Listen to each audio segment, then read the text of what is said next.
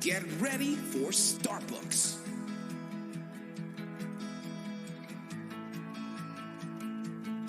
Partner with us, and together, let us bring science for the people.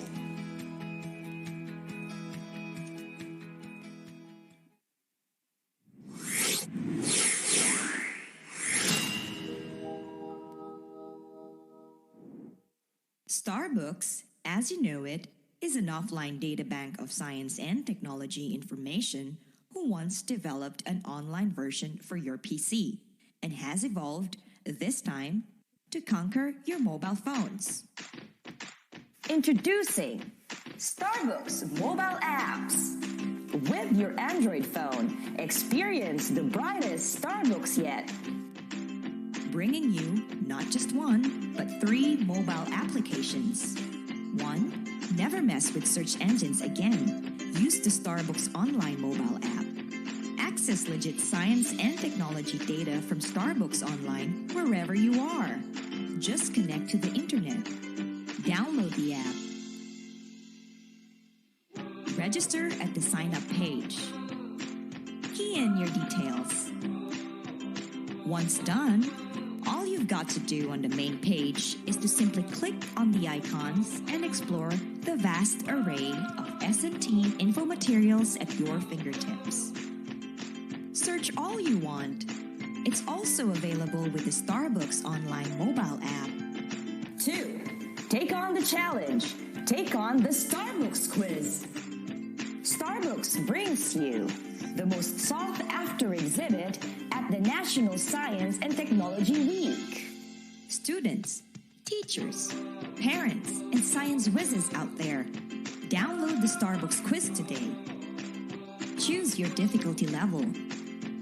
Have fun and learn science and technology stuff at the same time. Be the first to play the Starbooks quiz and take advantage of the gamified version coming soon. 3. Finding Starbooks has never been this easy with the Starbooks Geo Map. Ever wonder where and how many Starbooks there are exactly? This comprehensive map locates every single Starbooks site in a barangay, town, city, province, region, and in the whole country. You can even search for the nearest Starbooks like a good navigator you are. So if you love Starbooks and maps, download the Starbooks Geo Map. Now's the time to gear up your phone with the Starbooks mobile apps. Get them on Google Play. And don't forget to like Starbooks on Facebook.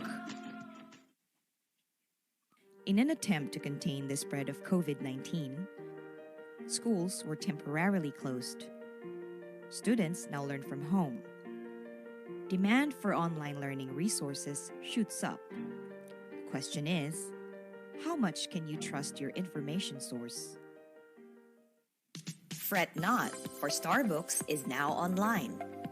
Starbooks, or the science and technology, academic and research-based, openly operated kiosks, is an offline site with full suite science and technology information resources. Today, Starbooks has been tailored fit for you. The wealth of knowledge contained in the country's first S&T offline digital library in a box, now accessible online. Accessing information in Starbooks Online is as easy as 1, 2, 3. 1. Go to the Starbooks Online portal via www.starbooks.ph. 2. Sign up by clicking the upper right portion of the main page. You will be directed to the login page. Click Sign Up here and key in your details. 3. Click Submit and you're on your way to enjoying Starbooks Online. Imagine a mountain of learning resources, and there is Starbooks, a beaming gold on the internet scene. Contains tons of STI information that are fun, legit, and easy to dig. From S&T news to agriculture to livelihood and up to disaster preparedness. Say it! Starbooks has it! Try Starbooks Online and take advantage of this free, full suite, and fingertip-ready access to the brightest Starbooks yet. Visit Starbucks online portal now and be at the forefront of science and technology information. Get to know Starbucks more. Like our Facebook page.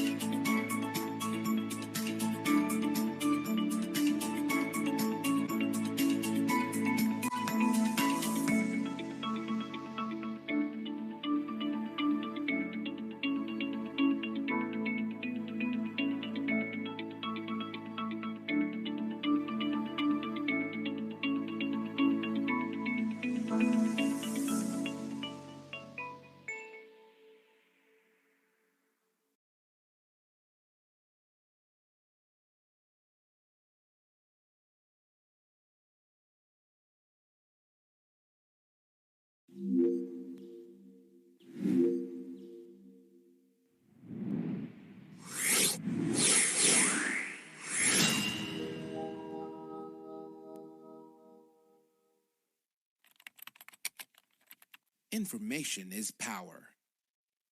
Access to information is critical. School children in remote areas hardly get access to good libraries. What more to the internet? All children, regardless of gender, economic information, including S&T information that would inspire them to become future doctors, inventors, engineers, entrepreneurs, researchers, and more. Starbucks is here to bridge the information divide. Starbucks, or the Science and Technology Academic and Research-based openly operated kiosks, is the first Philippine S&T digital library in a box with thousands of science and technology information materials from all over the world. Developed by the men and women of DOST Science and Technology Information Institute in 2011, Starbucks capsulized the DOST-STII's library into a digital box. Demand for this innovative and beneficial digital resource rose steadily, especially in economically marginalized schools and last-mile communities in the country. Through the years, Starbucks has worked with key industry players, from collection to dissemination of information. These partners have worked together with Starbucks in making a difference on how Filipinos view science and technology today. That is why award-giving bodies here and abroad have recognized Starbucks' vital contributions to the society.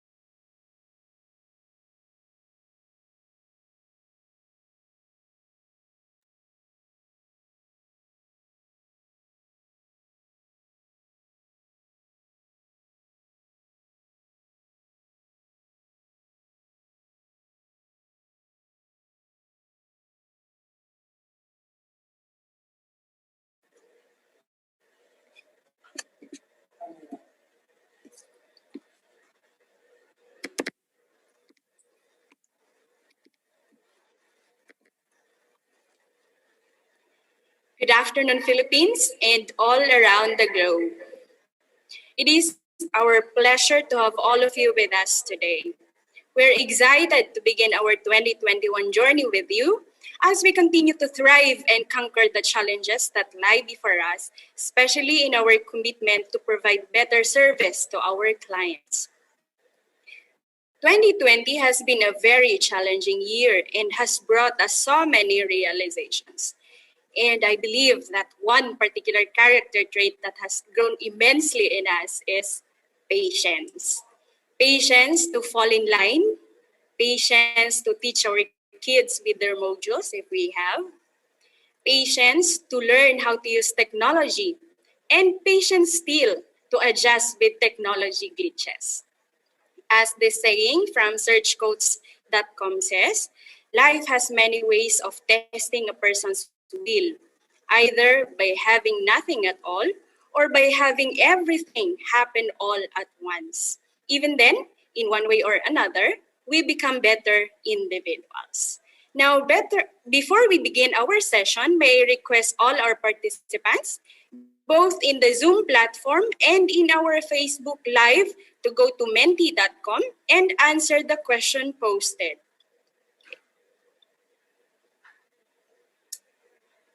Okay, so here is the question and here is the code. So the code is 8800466. Again, go to menti.com and the code is 8800466.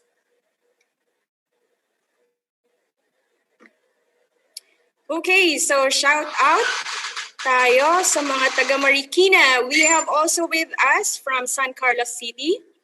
We also have from Quezon City. Wow. We have from Laguna, from Baguio City, from Zamboanga City. Okay, so maayong hapon sa inyong tanan. Naimbag nga malum kada kayo amin. We have participants from La Union. Okay, so pinakamarami are from Quezon City, from Bulacan, from Zamboanga. We also have Laguna and then followed by Manila. From Cebu City. Okay, thank you so much. So based on your answers, we have participants here from all around the Philippines. And we are very happy to have your company in today's event.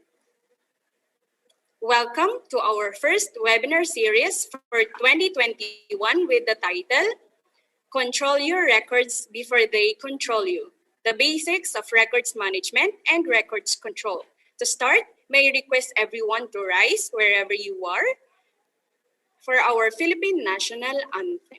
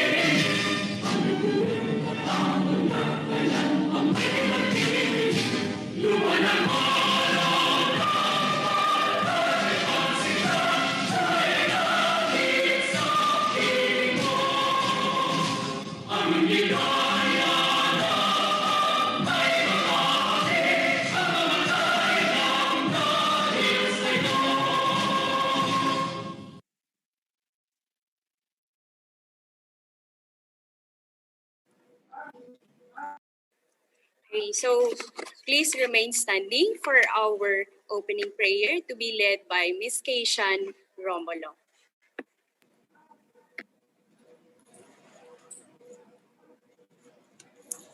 Let's put ourselves in the presence of the Lord, dear Almighty and ever-living God. We glorify and thank Thee, your name. You have showered us with so much blessings, and your presence continually reminds us of your faithfulness and guidance. We humbly ask you to shower our speakers today with your greatest inspiration so that they may share the most of their knowledge, heart, and soul to the respective topic. May we also absorb the invaluable knowledge, experiences, and put it into practice what we may learn today. We pray that you bless all the committees in charge that they may be able to fulfill their task responsibly, that the objectives they have set may all be achieved. Your infinite blessing would mean the success of this webinar.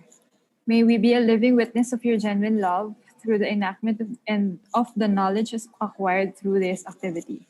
We ask this in the name of Jesus, our Lord and Savior. Amen.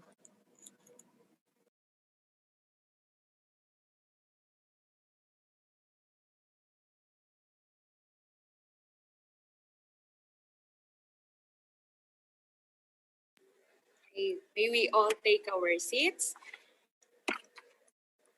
I am Ms. Irene Alice Brillo, Science Research Specialist 2 of the Information Resources and Analysis Division, your moderator for today. We also have with us our sign language interpreter in the person of Ms. Maria Rodora B. Daef, a teacher and coordinator of the Philippine School for the Deaf. She is currently taking up her Master of Arts in Special Education. Also with us is our technical support team represented by Mr. Rainer Zagada, Computer Operator 3 of the Information Technology Unit. Now, in order for us to have a smooth flow of the program, let me give you the following house rules. First, this webinar will be recorded for documentation purposes, and the recordings will be sent to your email address along with your e-certificate. Next, in asking your questions, kindly use the Q&A chat box for our Zoom participants and use the comment box for our FB Live participants. You may start posting your questions while the talk is ongoing. A feedback form will be provided in exchange for your e-certificate of participation. Gentle reminder, in posting your e-certificate online, kindly cover the signature. Also, please double-check your email addresses before submitting your accomplished feedback form. This is to avoid failure of email delivery. Finally, please remember to be polite, pay attention, and actively participate. Now, to formally welcome you in today's webinar, let me call on our ever-supportive director, Mr. Richard P. Burgos.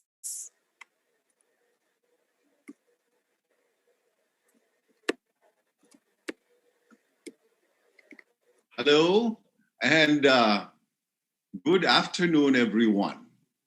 Hi, if you can see me, will you wave your hand also or press the raise hand icon on your Zoom page, on your Zoom screen, all right? Just say hello. It's great to join you this afternoon. It's going to be an afternoon of a lot of learning and sharing. And I hope that at the end of the session, you will have learned a few good things to guide you along. This is well into the second year.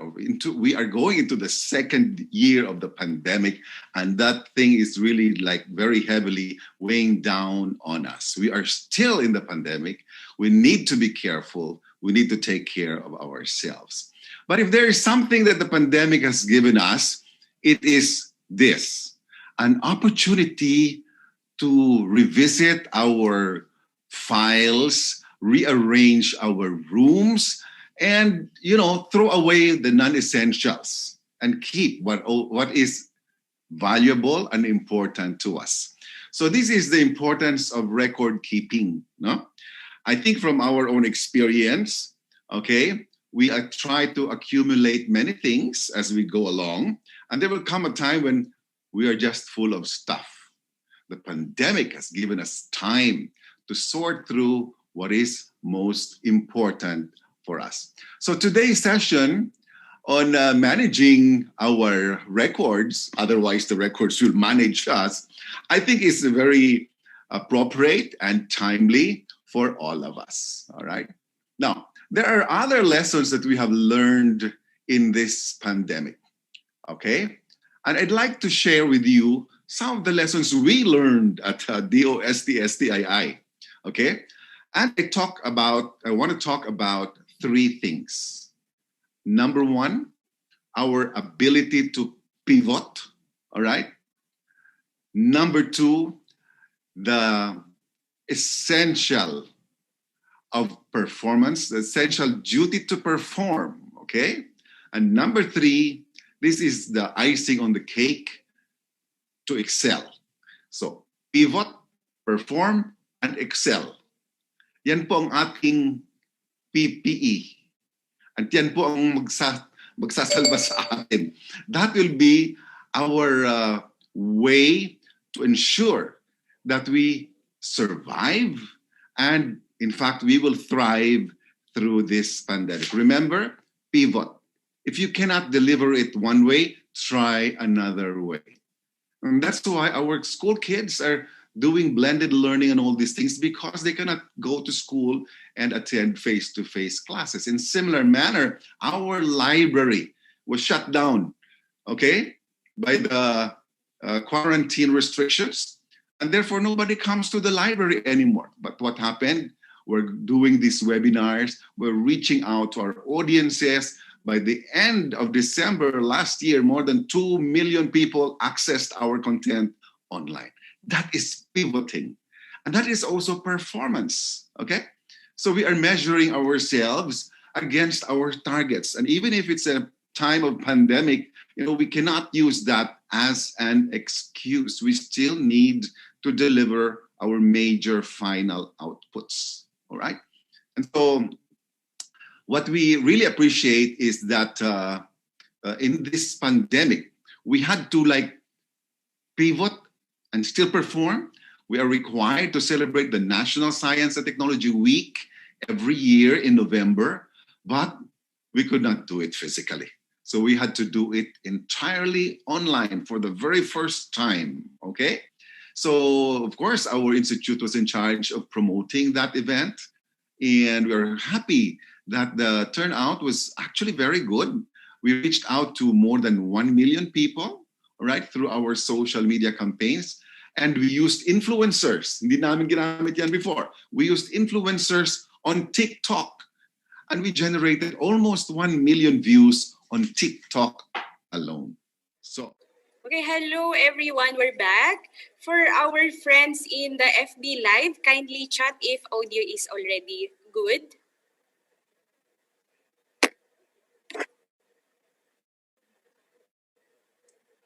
Ay, naririnig niyo na po ba kami?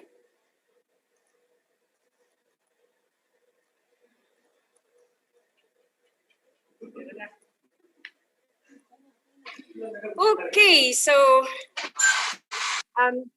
for our Facebook Live viewers, for our Zoom platform participants, I may need to repeat the introduction, so please bear with me. Okay. So, oftentimes we hear this statement, "Hi, nandito lang pala yung file na hinahanap ko kung kailan di ko na kailangan. Saka ko naman nakita." Sounds familiar? Records management is knowing what you have, where you have it, and how long you have to keep it. This is a quote from the Code Master page. This goes with the dogma in library science, which is to give the client the information material that they need at the right time and in the right place. So our main goal in today's event is for us to be informed and or reminded of how we could organize our records in a way that we are able to access them when we need them. Our speaker is a Foreign Service Staff employee and the most senior archivist of the Department of Foreign Affairs Archives under the Office of Asset Management and Support Services of the DFA. He is also a part-time lecturer on archives and records management in the School of Library and Information Studies of the University of the Philippines, Diliman. He obtained his bachelor's degree in Library and Information Science in 2011 in UP Diliman with the distinction of magna cum laude. He is currently finishing his Master of Library and Information Science also in UP Diliman. He is a licensed librarian and ranked top 2 in the 2011 Librarian's Licensure Examination in the Philippines. Martin formerly worked as a part-time librarian and archivist for the Santo Domingo Convent Archives and Library, then later as a library assistant and then librarian for the Far Eastern University Library. Then he moved to Carlos P. Romulo Library of the Foreign Service Institute, also as librarian. Martin joined the DFA in 2014 as an archivist and assisted in the establishment and management of the present DFA archives. He and his team is involved in the records and archives management work in the DFA, including the Philippine embassies and consulates across the globe.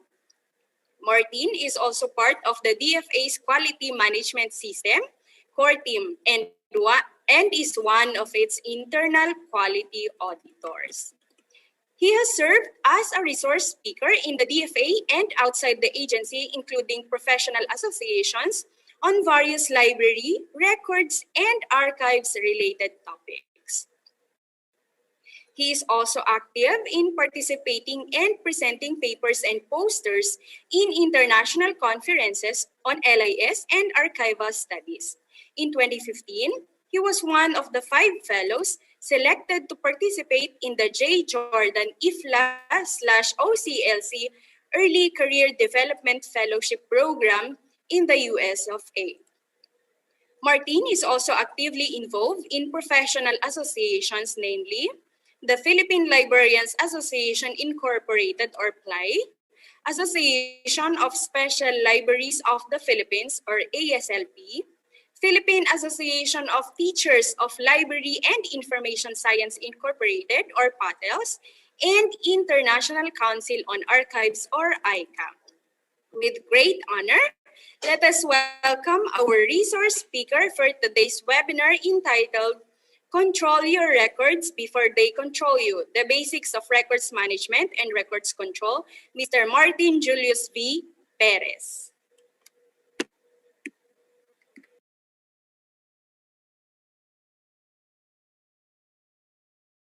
Good day, I'm Martin, one of the archivists of the Department of Foreign Affairs, and I will be discussing today a topic that is close to my heart, records management.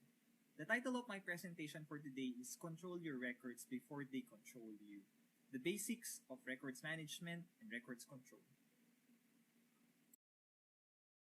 Let me begin by setting the tone and asking you, on which scenario are you currently in? You controlling your records or your records controlling you?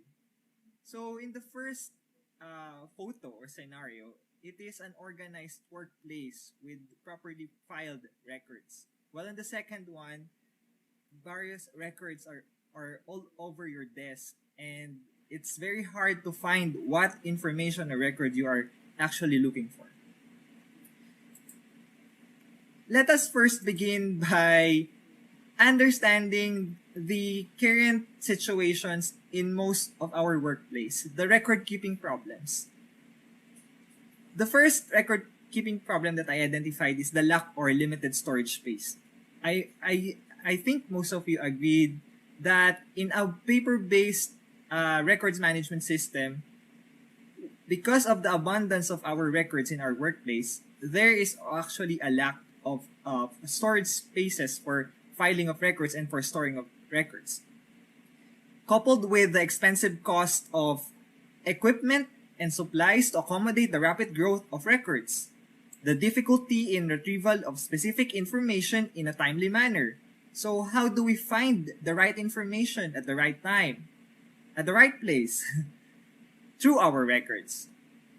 Next is the information handling and organization is a labor-intensive, time-consuming, and costly.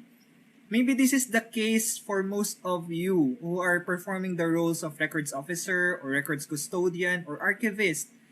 The processing of a single record will take you a lot of time. How more if it would be a room full of records? Also, the problem in the preservation of a complete record. Sometimes the first page is lost, one of the modules is lost, or the cover is lost.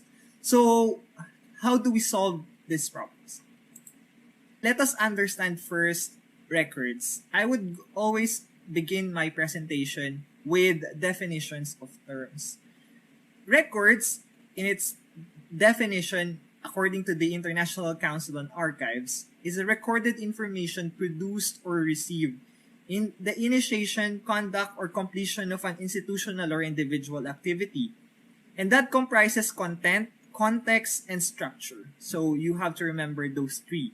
Sufficient to provide evidence of the activity. Let us try to understand what these three elements are. Content answers the question what. These are the information or data contained in the record.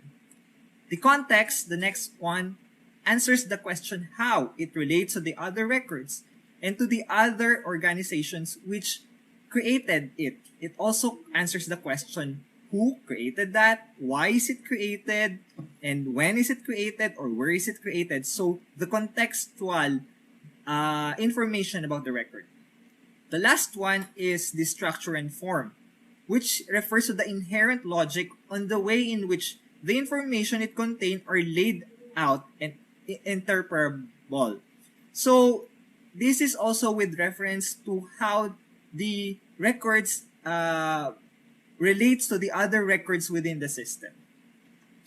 Another definition based on a law in the Philippines, which is the Republic Act 9470 or the National Archives Act of the Philippines, which refers to the records as information, whether in its original form or otherwise, documents, signatures, seals, text, images, sounds, speeches, or data compiled, recorded, or stored as the case may be. So it began by detailing what kind of records are. It can be written in any material, so meaning in any media, on film, negative, tape, or other mediums as to be capable of being reproduced, or by means of recording device or process of a computer or electronic device or process, which we refer as electronic record.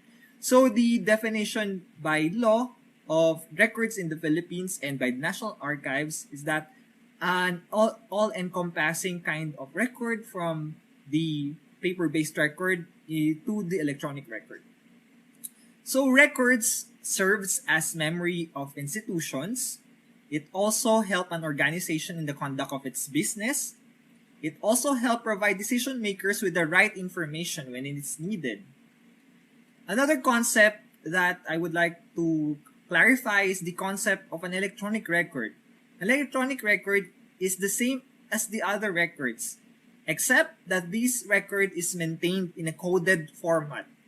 And so that can only be accessed using a computer system that converts the code or numbers into text, images, or sounds that can be expressed that can be processed by the human eyes or ears. Sometimes this also refers to the digital record. There are two types of electronic records. The born digital records, or those records that are created by our camera phones, digital camera phones, or by our computers. And those that are electronic records with an analog predecessor and are converted to the digital format through a process called digitization or scanning. So, electronic records that has an analog predecessors probably came from paper-based record or what we call analog records. Okay, now let us discuss the characteristics of an authoritative record. So, how can we say that a record is a good record? First is authenticity. An authentic record is one that can be proven to be what it purports to be. Second, to have been created or sent by the person purported to have created or sent. And lastly, to have been created or sent at the time it is purported. So it technically refers to the authenticity of the activity it represents. So as I have mentioned a while ago, there is the concept of activity that the records represent. So in order for a record to be authoritative, it has to be authentic in its manner. Second is reliability. A reliable record is one whose content can be trusted as a full and accurate representation of transaction, activities or facts to which they attest and can be depended upon in the course of subsequent transaction or activities. Records should be created at the time of the transaction or incident to which they relate or soon afterwards by the individuals who have direct knowledge of the facts or by the instruments routinely used with the business to conduct the transaction. So the time when the record was produced is very important when we measure reliability. Next is integrity. Integrity of a record refers to being complete and unaltered. So it is necessary that a record should be protected against unauthorized alteration. Records management policies and procedures should specify what addition or annotation may be made to a record after it is created under the circumstances addition or annotations may be authorized and who authorized them. So as we know, records shouldn't be altered. But if there would be alteration, it should be documented. And this represents the integrity of an authoritative record. And lastly, usability. When we say a record is usable, it refers to that it can be located and retrieved and presented and interpreted when we need them. So, what would be the use of a record if it is no longer usable while it maintains the information in it, but we cannot access it? For example, an electronic record that cannot be accessible. So, it would be of no use. So, by fulfilling these 4 characteristics of a record, we can say that we will be having an authoritative record. So this is based on the ISO standard on records management, 154891 series of 2016. Okay, let us now clarify the concept between records and non-records. Because if everything is a documented information, everything is written on paper or on any media, then how do we call one a record and the other a non-record material? So records that contains information that is directly related to the organization's mission, operation, and activities is called a record. There is what we call the information-bearing objects that meet this requirement and having this described having record status. Non-records, on the other hand, are materials that have no substantive business values and are for general purpose only, rather than to support a specific business operation. So, for example, if a certain group of records, while it can be authoritative in its sense, but it's not related to the mandate of the organization or it's not related to the organization itself, then we can consider this as a non-record material in the context of the organization. Examples of non-record materials, depending on the context of your organization or institution, could be extra copies of document preserved only for convenience or reference. Next is stock of publication and of processed documents, which could include annual reports, bulletins, circular, brochures, posters, handbooks, publications, and other materials intended for sale or distribution and not for filing, and also library and museum materials made or acquired and preserved solely for reference or exhibition purpose. This is why there is also a delineation between the role of the library, museum, and the record centers in this case. Also included in the non-record materials are duplicate copies of documents maintained in the same files. So if you have multiple copies of annual minutes of meeting or agenda, then some of these records can be considered as non-record materials while maintaining the record that could be kept. Extra copies of printed or processed materials for which complete record sets exist. For example, there are several submissions for a report, and there is for example, a report that is created based on these submissions. Then that final report could be the final record, the record that can be kept, and the others can be considered as non-record materials. Catalogs, trade journals, and other publications received that require no action and are not part of a case on which action is taken. And lastly, blank copies of forms are also non-record materials. Okay, it's also interesting to differentiate what an official record and what is a personal record. Coming from the government, working in the government, it is also important for those working in the government to determine what kind of records should be managed by the record center. So it shouldn't be the personal records of the employees, meaning the records accumulated and are kept by the employee for its personal use.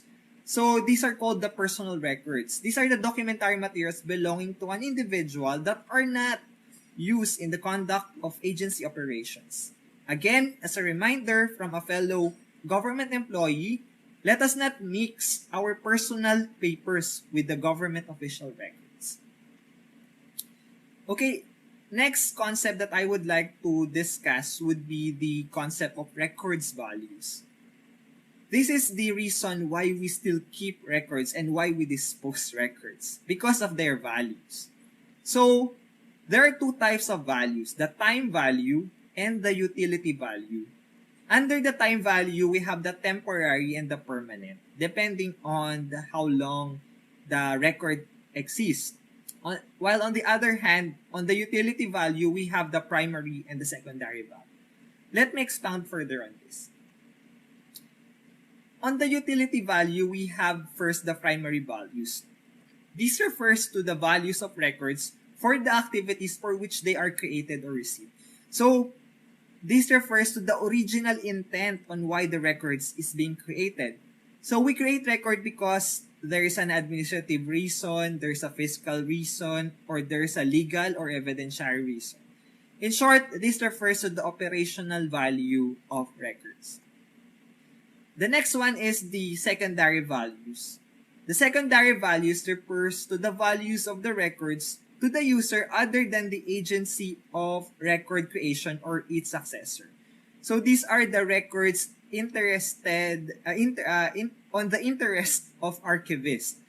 So this refers to the value we associate with these records on the level of the organization or the organizational value. It can be for historical, it could be for research or informational, it can be also for symbolic, and these sometimes refers to what we call the archival value of records. Another classification of records values in the perspective of business would be understanding it by categorizing it into four: the vital, the important, the useful, and the non-essential. Vital records are defined as the records necessary for the continuing operation of an organization. These are not replaceable. Thus, it should be preserved and protected. Important records, on the other hand, assist in performing an organization's operation, and if destroyed, are replaceable but only at a great cost. Useful records are helpful in conducting the organization's operation, and if destroyed, can be replaced at a slight cost. While the non-essential records, these are the records that have no predicable value to the organization after their initial use or after the expiry of their primary value, and should be destroyed after use to save space and probably to properly dispose this kind of records. Let us ask the question why we create records. So after I discussed so much about the concept of a record, but why do we keep a record? So there are several reasons. First, we keep a record to have it serve as an evidence. Next is to serve the basis for decision making. Records are being used to refer to previous actions and previous happenings so that we can decide based on this information and based on these records. For business continuity, yes, we create records so that we can continue our business. Examples would be manuals. So if we change people in our workplace, then for our work to continue, somebody will refer to the manual, and by referring to these records, the business or the activities of the organization will continue.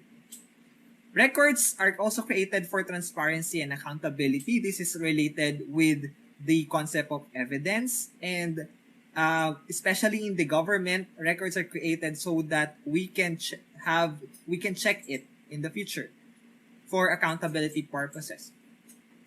To manage data and information, we also create records. And lastly, to provide information about past actions or decisions, which is also related to the transparency and accountability reason on the creation of records. Okay, the main source of my presentation and the discussions about records management today would be Republic Act 9470. This is the law that was passed and titled National Archives of the Philippines Act of 2007. All public records and archives, including private collections, could be under this law. I mean, management of this collection would be under this law. All branches of the government, local and national, constitutional, GOCCs, GFIs, SUCs, embassies and consulates, and other Philippine offices abroad are also covered by this law.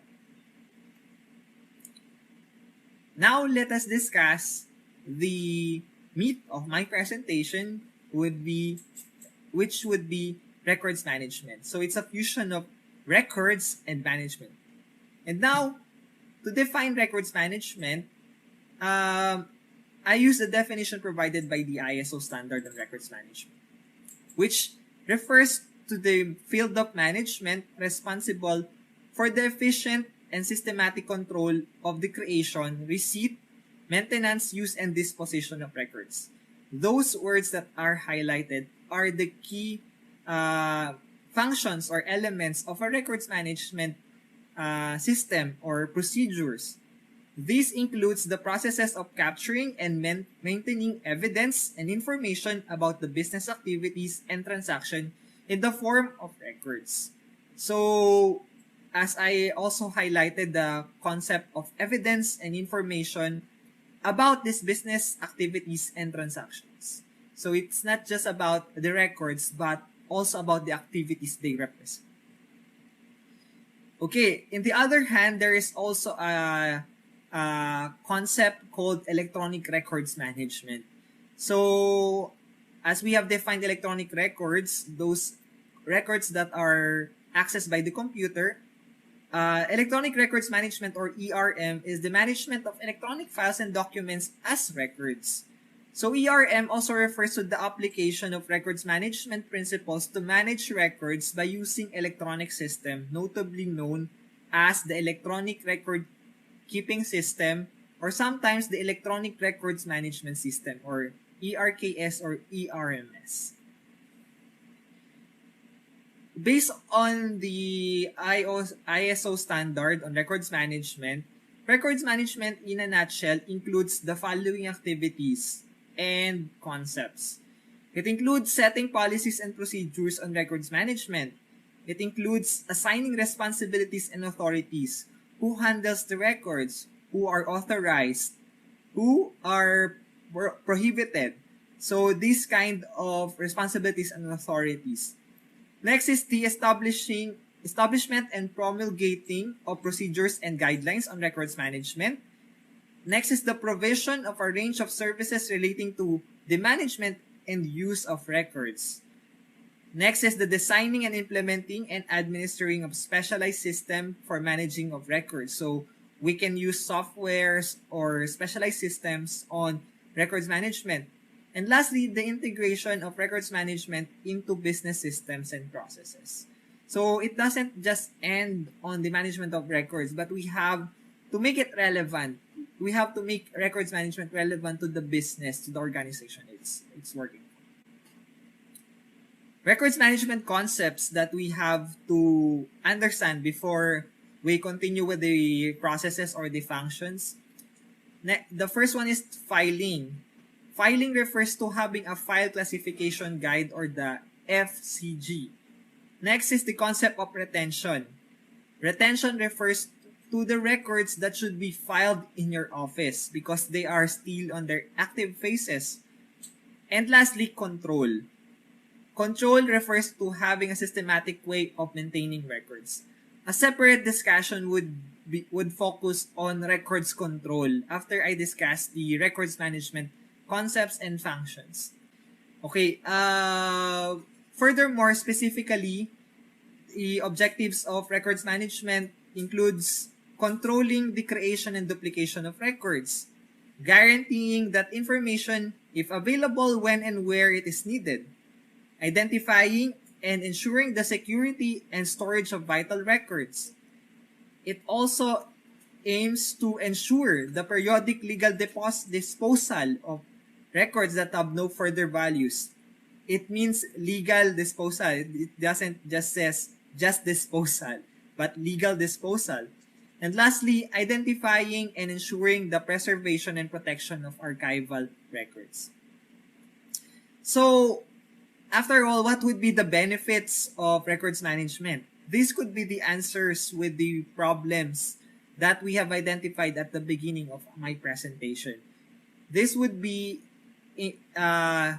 having filing efficiency, space saving, cost saving on equipment, and even personnel probably, and also protection of vital or important records.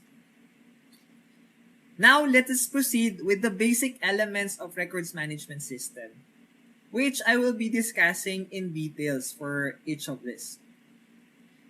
The first one is records creation, the second is records use and maintenance, and lastly, records disposition. Like living things, there is also what we call the life cycle of a record, which begins with its creation until its disposition. So, which is shown in this image. Also, part of the life cycle of a record is the phases that the record undergoes. So, from its creation, we have the current phase of a record, which refers to the records that are regularly used in the conduct of our current businesses in our organization and are maintained in their place of origin or in the file store that are associated with the records office or registry.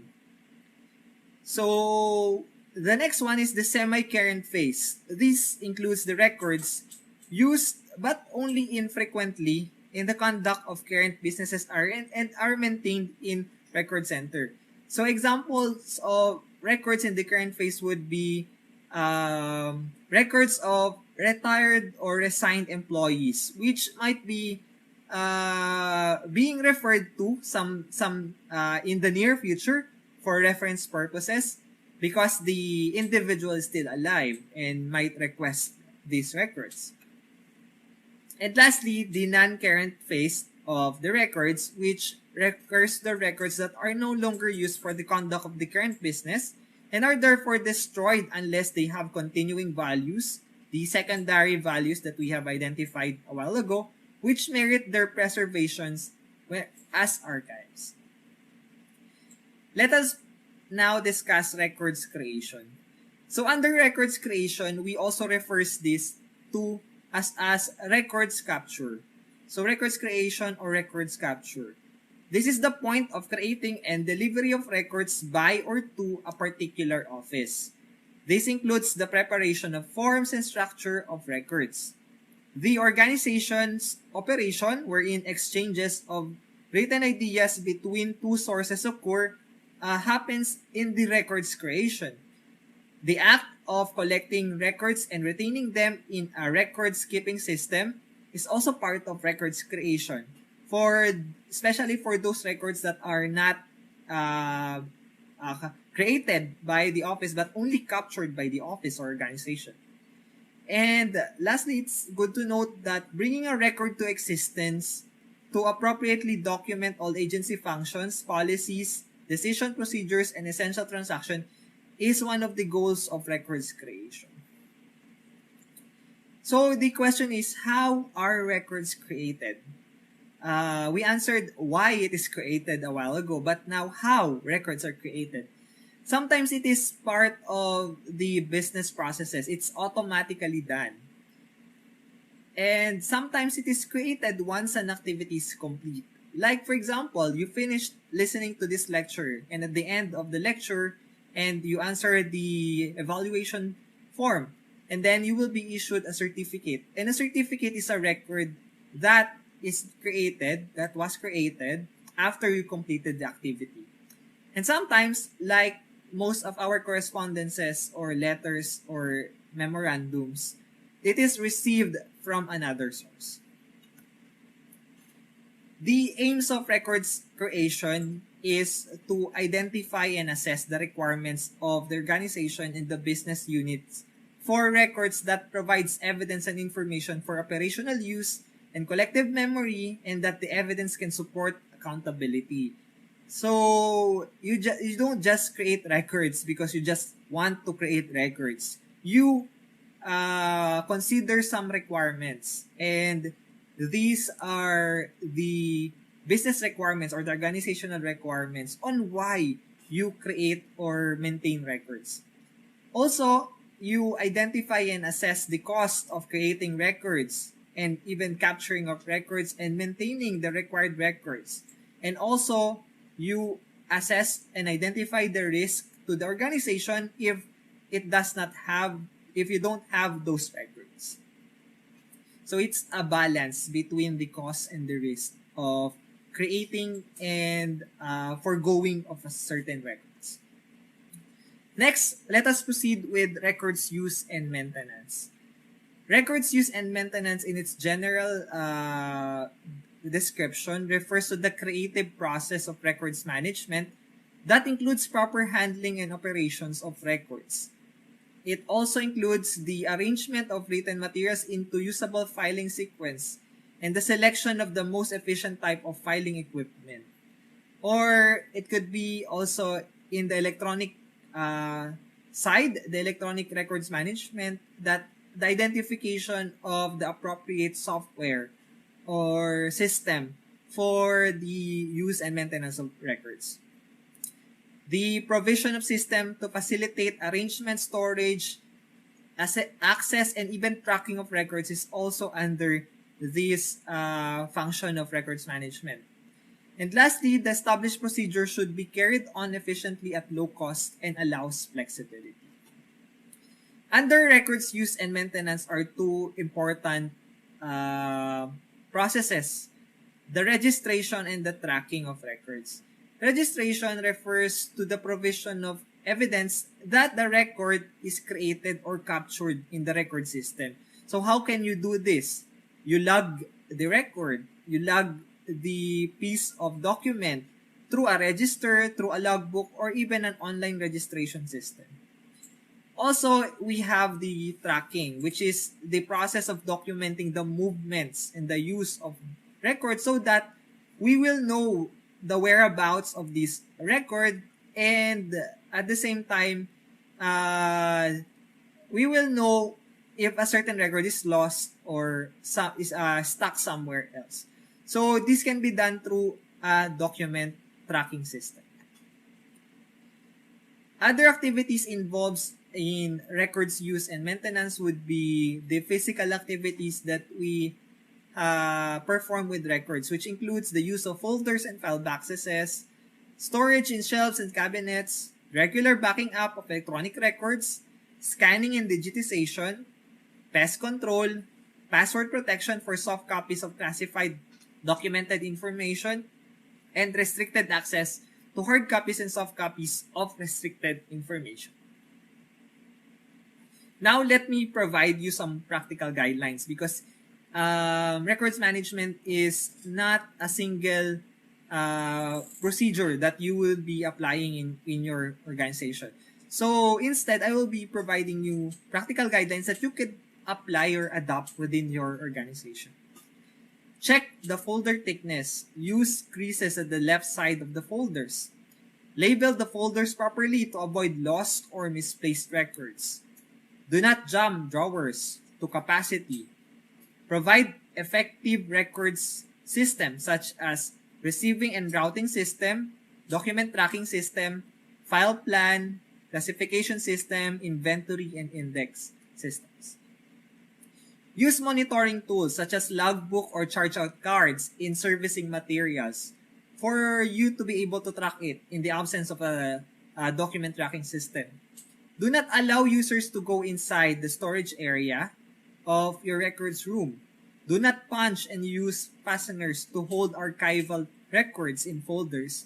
Instead, use sprung fasteners or the long plastic ones to hold archival records in folders. Okay, some reminders on record storage.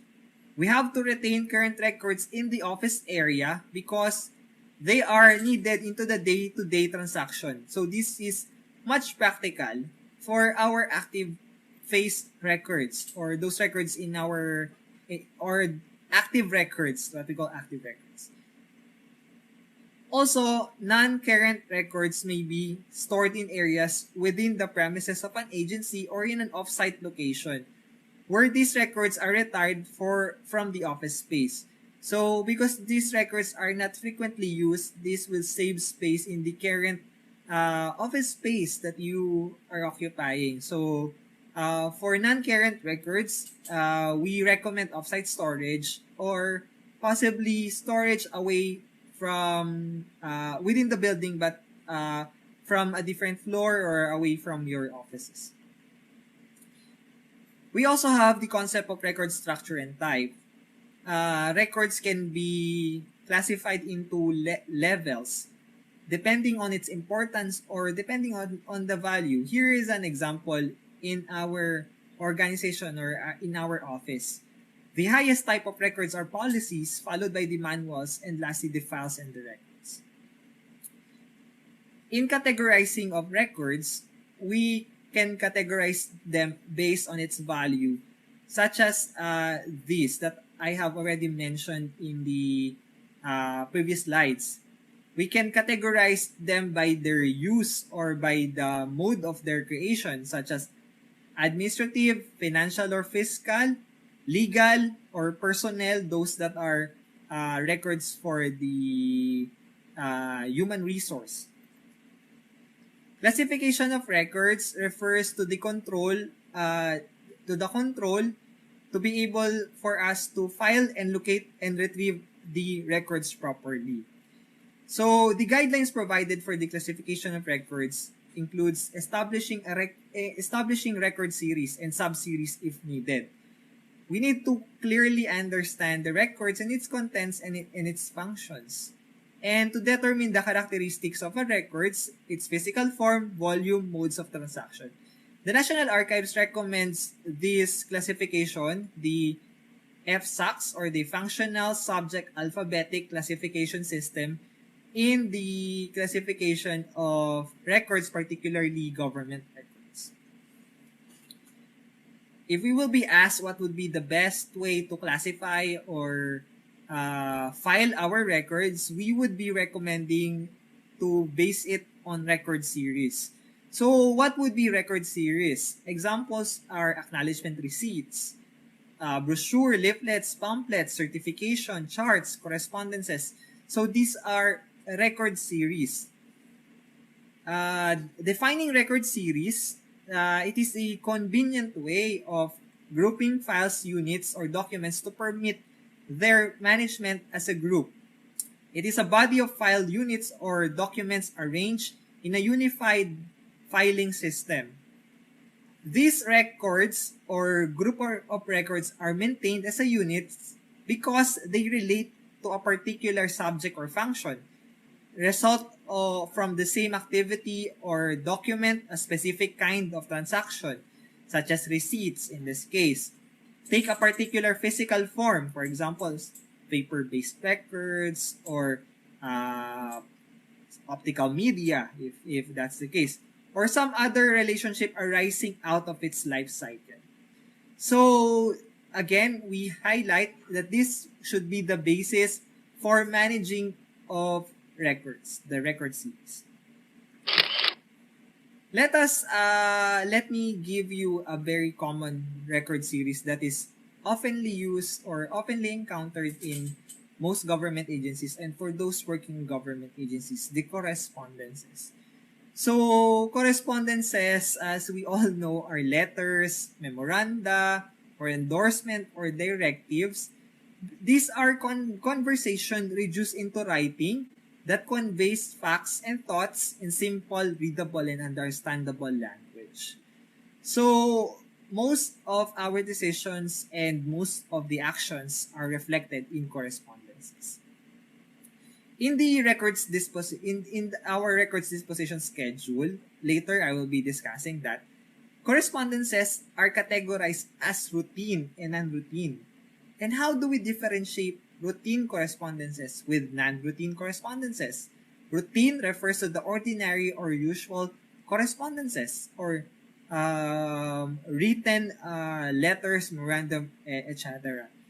So when we say normal or ordinary, this involves only ordinary interest, matters of ordinary interest. It does not require a reply time limit, or it is not urgent in nature. Sometimes it's just for information. When it is purely informational in nature or purpose, when it requires no action or reply. On the other hand, non-routine correspondences implies important or significant matters. So those that deals with policy matters and policy decisions, those that requires important action so as to protect the interests of the government or a private person, and those deemed as important by the office.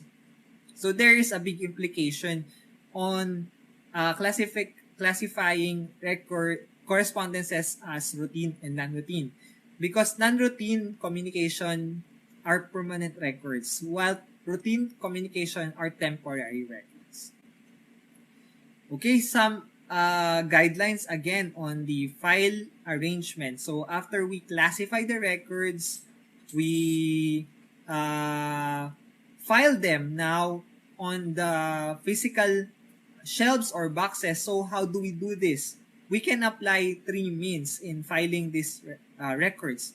The first one would be alphabetic, of course, as it implies the use of alphabets. We follow the orders of the alphabets. And then numeric, we follow the order of numbers, and possibly alphanumeric, or the combination of alphabets and numbers. It is also important to understand the coding or the labeling of files after we file them together. So a coding scheme should be established, which is a representation of the classification scheme in letters and or numbers in accordance with the pre-established set of rules. Naming or labeling of files can be based on the record series, on the group of record series, and later on the appropriate coding scheme. For electronic records, put the records into folder and you can name them based on the sequence. This is just a recommendation. We start with the date, like the year first, 2019, 08/07, which refers to 2019, August 7th, and then the type of the record, and then the person or addressee, and then the subject. So here are some examples. So this is not something that it is official, but this is a recommendation on how we can easily name and organize our electronic files. Next that you have to understand is having a records inventory. Records inventory as a process identifies and describes the types of records or record series created, maintained, and used by the different units of an organization. So you will be able to know what records you have, where are they located, and what are their conditions. So take note also that having a records inventory is the initial step in the formulation of crafting a records disposition and retention schedule. So you have to know what you have first before you proceed with the disposition part, with the maintenance of this kind of records. Records appraisal is another concept that we have to understand. It is the process by which records are carefully and systematically studied and analyzed for the purpose of establishing their respective appropriate values, which will be vital factors in their final disposition. So the objectives of records disposal would be to establish a reasonable and acceptable retention for this kind of records listed in the inventory, to identify records with permanent value and that can be transferred, and those that with no value at all. Under records appraisal, we identify the records values that was discussed a while ago, which includes time value and utility value. So time value refers to the specific period of usefulness in terms of time, while utility value refers to the nature of usefulness of the records to the agency's operation, or the what we call the organizational value. Okay, here is one way to be able to organize and proceed with the identification or with the appraisal of records. So you prepare a matrix of the record series and try to identify side by side the utility and the time value for each record series. Retention schedule. So retention schedule is being identified after we do the appraisal. So within this process, we identify the retention period. The retention period refers to the specific period of time established and approved by the National Archives of the Philippines as the lifespan of records after which they are deemed or permanent or for permanent storage or destruction. The National Archives of the Philippines identifies this acronym value, which refers to the volume, the activity, the legal, the use, and the economy as factors in determining the retention schedule for each record series. So these are the considerations to be able to come up with a sound retention schedule for a certain record series. Under also records use and maintenance, we also manage electronic records. So electronic records, some reminders that we have to remember. Electronic records should be reliably and securely maintained. Electronic records should be retained or disposed of in accordance with authorized and approved records retention schedules. Work processes and associated business procedures and tools should support the creation and management of electronic records, and electronic records should be inviolate and secured. So these are also the reminders amidst the challenges that we face in handling electronic records.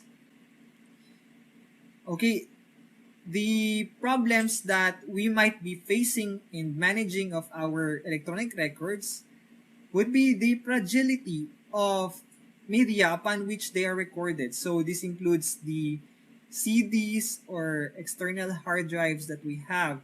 So especially for records that are created before, way long before, the proper transfer of records should be done, or proper conversion of records should be done. The dependency on technology to allow access and use of electronic records which cannot be read directly without the aid of computer software and hardware. The ease of manipulation without being discovered or alteration of records. The absence of self-evident and ready contextual information to enable that electronic records are understandable and usable over time. An electronic records keeping system may address these challenges. As I have mentioned, an electronic record keeping system is also known as the Electronic Records Management System, and it is a computer information system with the necessary records management capabilities designed to electronically manage the records throughout the life cycle of the record and to aim to manage these records with the desired level of confidence and integrity by combining both advantage of electronic ways of working with well-established records management principles. An example of ERK would be an Enterprise Content Management System, or the ECMS, which proprietary known as OnBase. So you may explore this one. And lastly, we have reached the records disposition, which is the last function for the records management function. Under records disposition, we answer the question, where will the records go? So if you remember the term disposition, it doesn't always equates to disposal. So it is like the final destination of the records. So there could be 4 ways or 4 possible disposition for records. The first one would be the retention of active records, the transfer of some records to the record center. The third one would be the disposal of valueless record, and the last one would be the preservation of permanent records. Let me swiftly go through each one of these. But before that, let me first introduce the records disposition schedule. Let me first introduce the records disposition program. It is the predetermined, well-arranged, and coordinated plan of activities for the retention, transfer, and disposal of records in an agency. So, activities involved in here includes the inventory of records, the appraisal of records, the establishment of retention periods, the development of records disposition schedule, which I was able to mention when we discussed records use and maintenance. So those activities are the preparation on having a records disposition program. So what would be the requirements or the elements of a successful records disposition program? It should entails managerial support. It should have a program directive. It should have organization and responsibility from its personnel. And also it is important to have a proper pacing for the program. The organization or responsible personnel,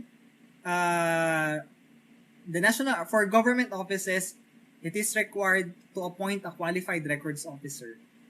And this is also in accordance with the National Archives of the Philippines Act of 2007, RA 9470, to appoint qualified records officer for the overseeing and the implementation of the records management program of an organization.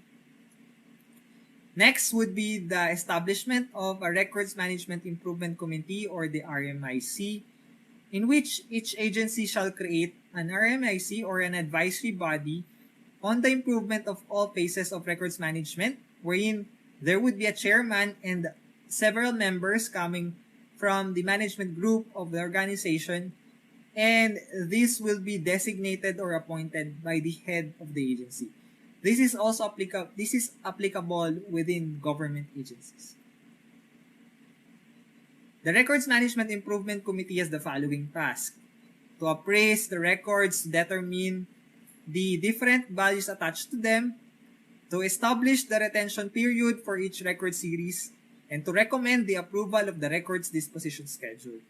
So the decision and the policy-making body lies on the Records Management Improvement Committee, or the RMIs. Also, at the end of the program, you will be able to transfer non-current records to the agency's storage or to NAP. Thus, you will be able to save space. Next, you will be able to preserve records of permanent value. So, records that are deemed permanent will be preserved properly by having or implementing a records disposition program. And lastly, you will be able to destroy valueless records and again save space for this purpose. The retention of active records. The general rule is to retain those that are absolutely needed in the day-to-day operations of the agencies. Such records includes those that deal with completed business, but which may be used as reference for continuing agency transactions. So, records that are active or still in their active and current phases falls into this. Transfer of records. Transfer of records could be done to non-current records that deals with the complete or adjourned transaction which are no longer needed in the day-to-day agency operations and for action or reference in continuing agency's operation, but are for value to the government and the public. So, all non-current records should be systematically transferred to appropriate storage, record storage areas, and record centers. Records disposal is defined as the act of removing valueless records from existing agency files or storage areas and getting rid them of through authorized or legal manners. For government agencies or for government employees, let us be reminded that no government department, bureau, agency, and instrumentality shall dispose of, destroy, or authorize disposal or destruction of any public records which are in the custody under its control except with the prior written authority of the executive director. So there is a certain process for the disposal of public records or government records.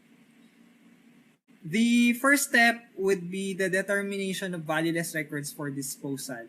Under this step, the records officer, the archivist, or the records custodian check the retention periods or and the disposition remarks of records based on the RDS or the GRDS. And then check the contents of the records stored in the record center following the estimation of the volumes of the records to be disposed, and once there is a good enough number of volume, or enough volume for the disposal of records will commence or will proceed. So in the government, there is a separate, there's a specific form being used, which is called the NAP form number 3, or the request for authority to dispose of record. This is how it looks like. Once the approved request is being transmitted to the agency, the actual disposal will take place. So this includes the first one. The first mode of disposal would be burying or landfill, which pertains to the disposal of solid waste by burying the material to be disposed between layers of dirt and other materials. It can also be by sale, which is considered the most fair return to the organization. It could provide a small income based on these records that would be disposed. Lastly, for those records that are confidential in nature, a process where records are being cut into smaller pieces by a machine as to avoid unauthorized access and reproduction of it is being done through shredding. So after being shredded, we sell the records.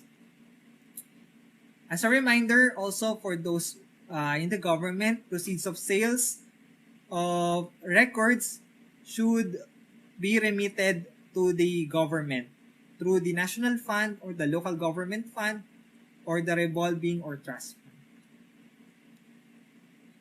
Just a simple reminder to all government employees or records officers, a person who willfully or negligently damages a public record or disposes or destroys a public record other than in accordance with the provision of this act, or contravenes or fails to comply with any provision of this act or any regulation under this act shall deem to have committed an offense.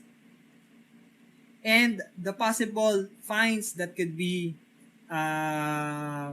given to you would be 500,000 but not exceeding 1 million, or to be imprisoned for not less than 5 years but not more than 15 years of both fine and imprisonment. And for public officials or officers, it also entails perpetual disqualification from public office and forfeiture in favor of the government of salary and other lawful income. So we have to be very careful in handling government records. Lastly, part of the disposition would be the preservation of permanent records. So those records that are non-current and that are determined to have permanent value would possibly have or would have archival value. So archival value refers to the value reflected in the record that is connected to a significant historical event or document showing the creation and development of an agency like foundation records, as well as its different policies and procedures that could be used as a basis for research or for its secondary value.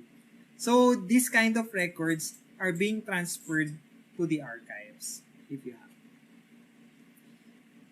From records to archives, in a nutshell, it could be sometimes formalized and sustained through the application of this records management function or through the active transfer of permanent records from the record center to the archives, or sometimes it can neither be systematic or guaranteed. It's just accidental. I remember some cases that we were be able to establish an archives because they celebrated an anniversary and all the records collected for the anniversary were the core collection of the archives. The relationship between records and archives, it's about 10%. Archives is about 10% of the total records of all the social and organizational activities within the organization. Now, let us proceed with records control. While some of these records control were already been discussed, but I would just like to highlight how we can properly control our records within the records management functions. So, control, as we all know, is a device or mechanism used to regulate or guide operations of a system. So, when we say we are controlling this, we have certain points for control. And how about in terms of records control? For records control, this refers to the check and verification by comparison with the standard of a records management system or procedure. Example would be the ISO standard on records management.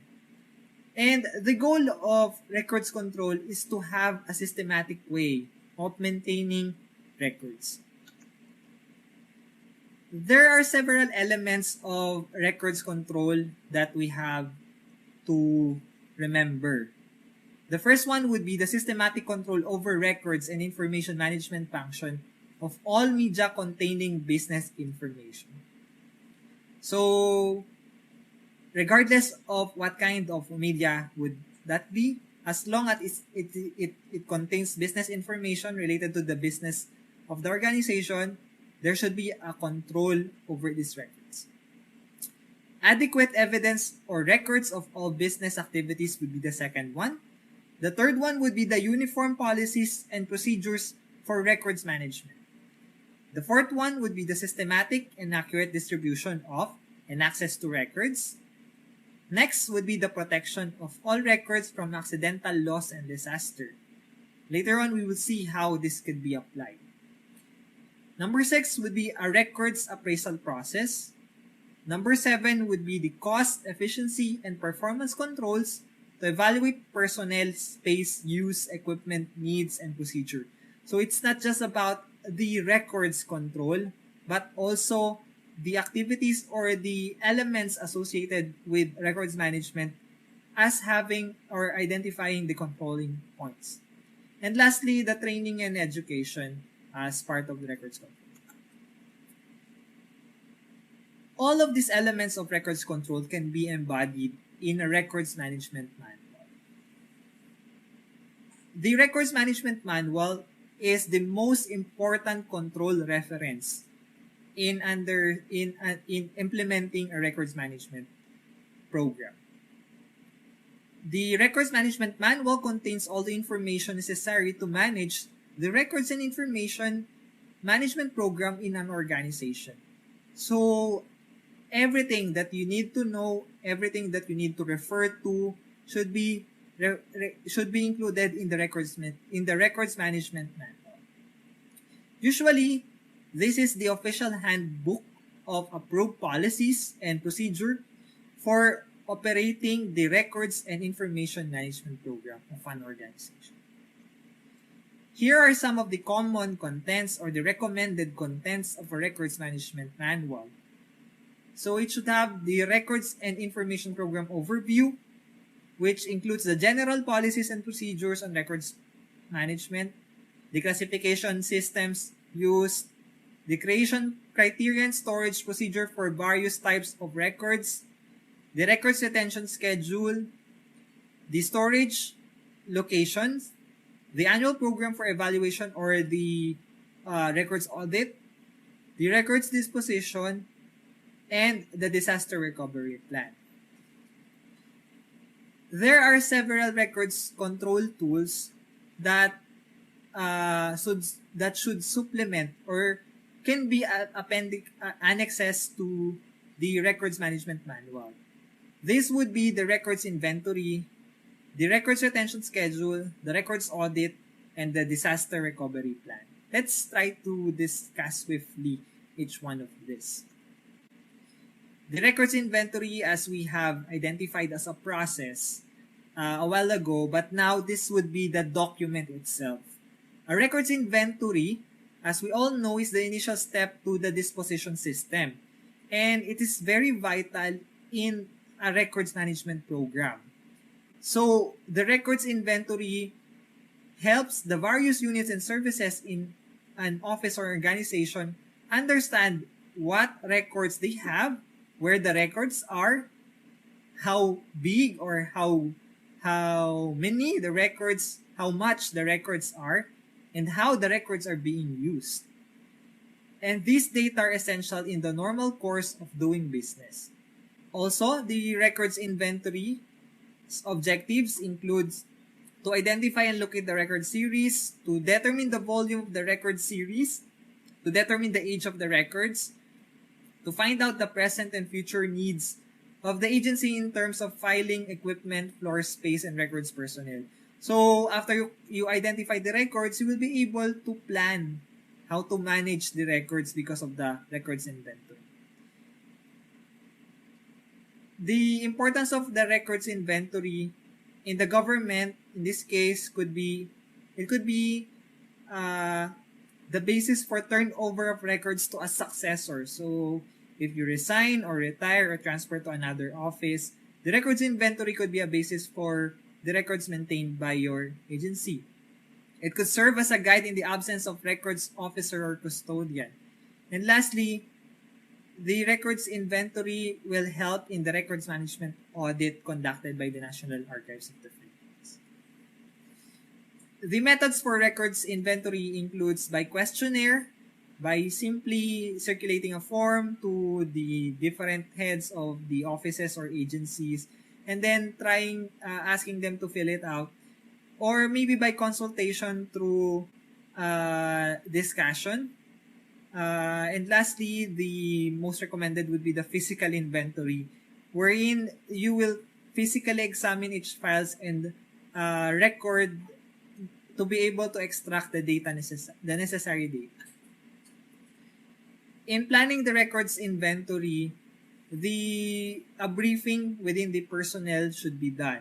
So what would be discussed in the briefing? The objectives, the goals of the inventory, the scope of the inventory, the operations of the agency, and also establish target dates, the start and the completion dates of the inventory process. Then you have to prepare a location sketch to be able to identify where exactly the records are and exactly where you could refer to the records if you will be looking for them or identifying them in the records inventory.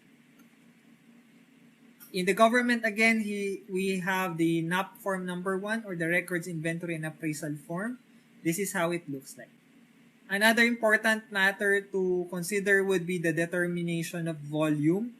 So here are some shortcuts or life hacks in identifying the volumes of records. So one filing drawer is equivalent to 0.056 cubic meter because the National Archives wants it to be represented in cubic meter. One for filing cabinet is 0.224 cubic meter.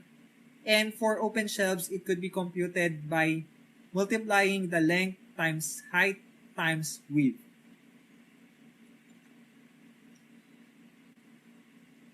The second records control tool that I have mentioned is the records disposition schedule.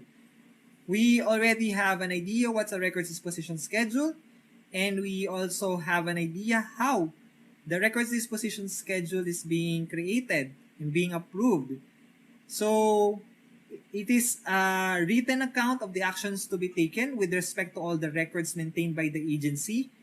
In principle, all the records listed in the records inventory should be also reflected in the records disposition schedule, and it should be updated when there would be new records that would be being created.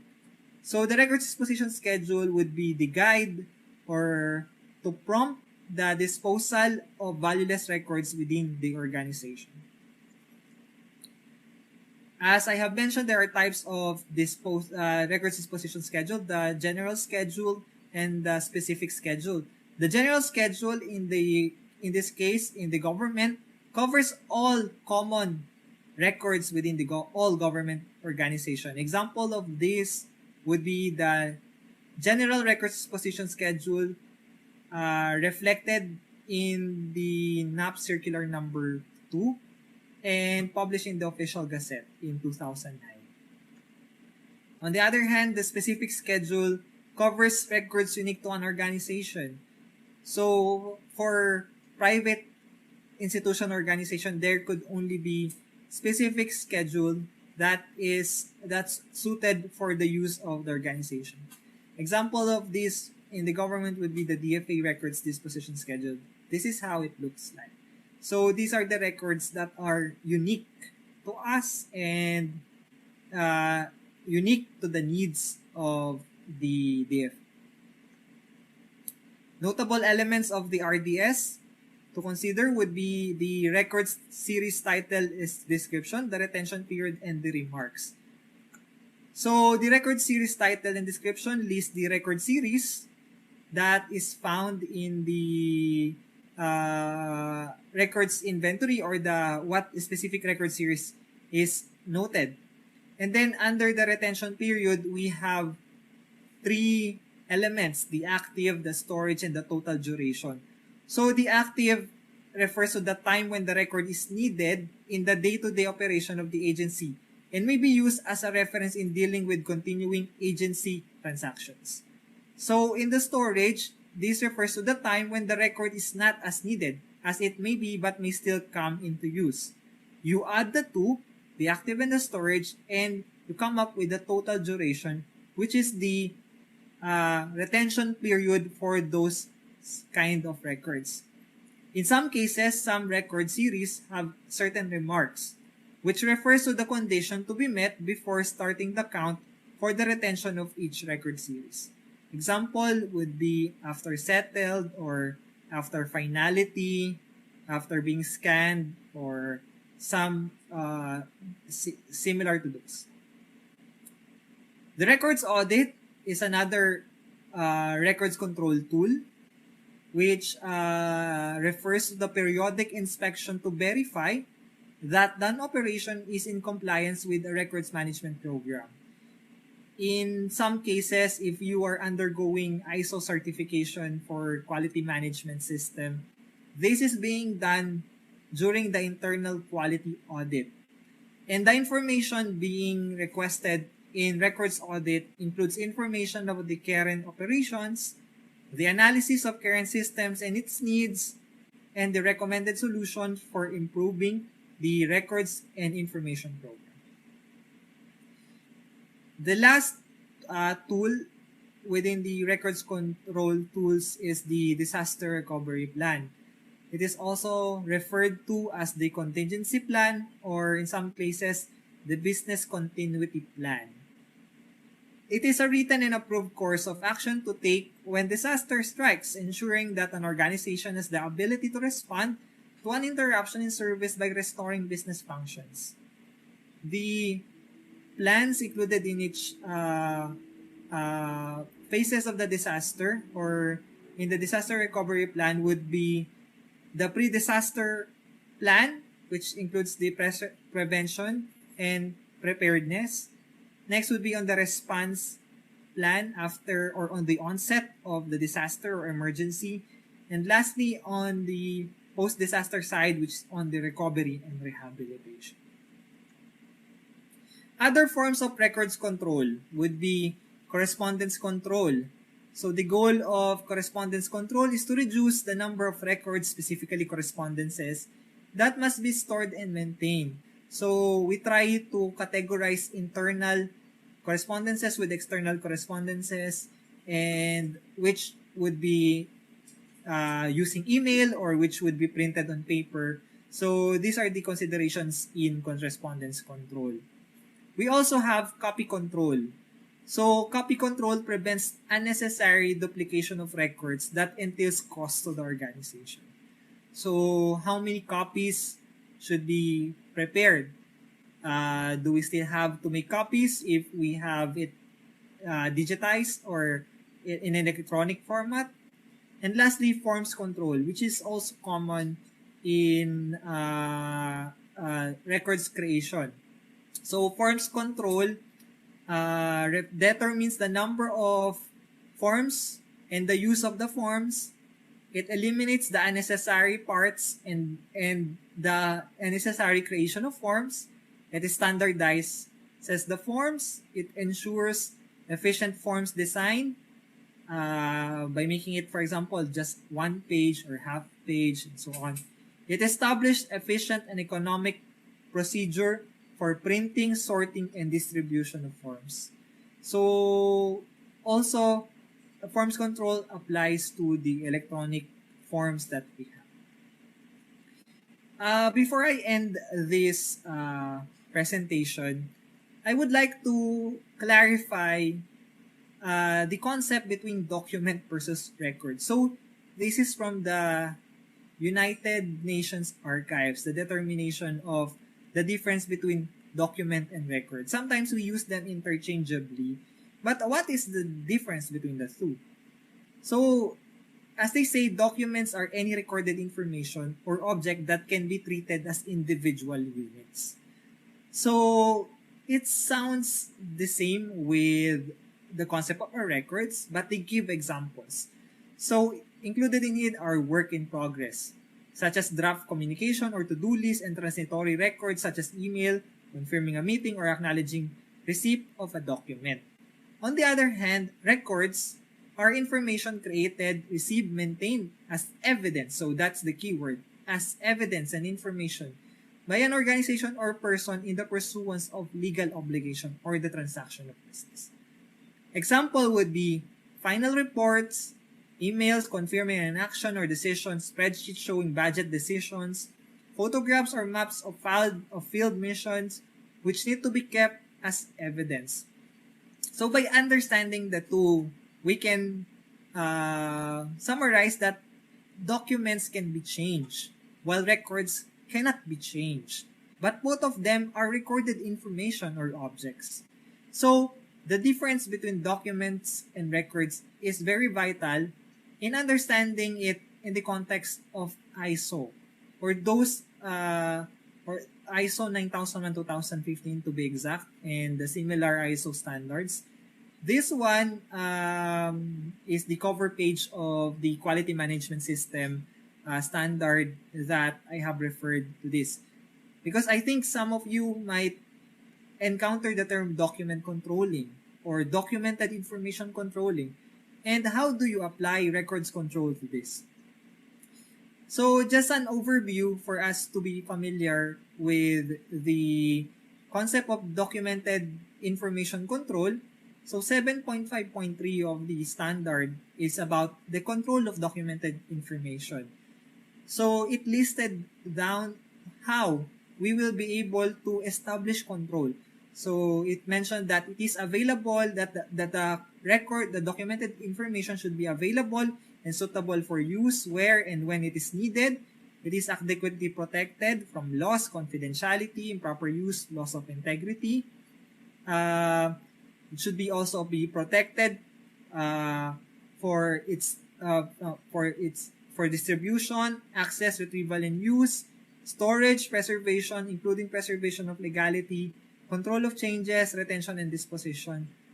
Documented information of external origin determined by the organization to be necessary for planning and operation of the quality management system shall be identified as appropriate and controlled.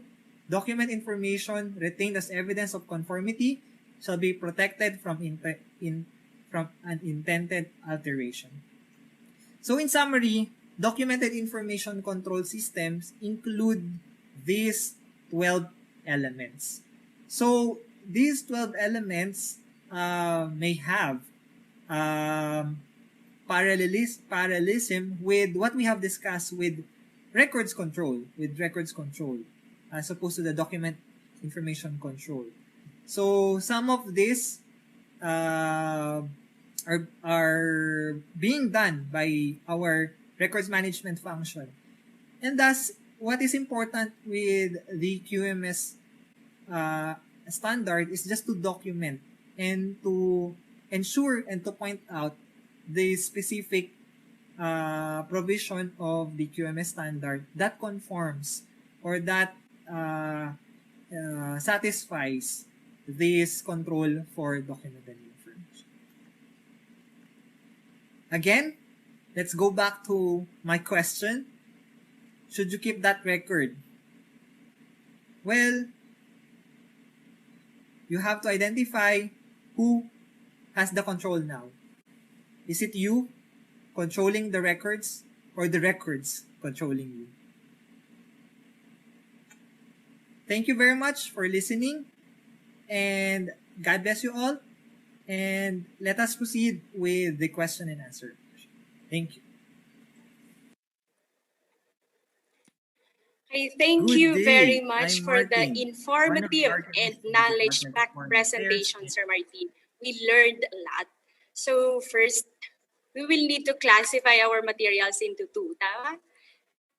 Records and non-records, depending on the context of our institution, agency, or company. So marami pa, pero hindi ko pa kayong ulitin lahat yun. Okay, so before we move on to the Q&A portion, we would like to apologize once again for the technical glitch we had or we are having. And in effect, we will also be extending beyond 4 o'clock p.m. I hope you will continue to stay with us until we are done.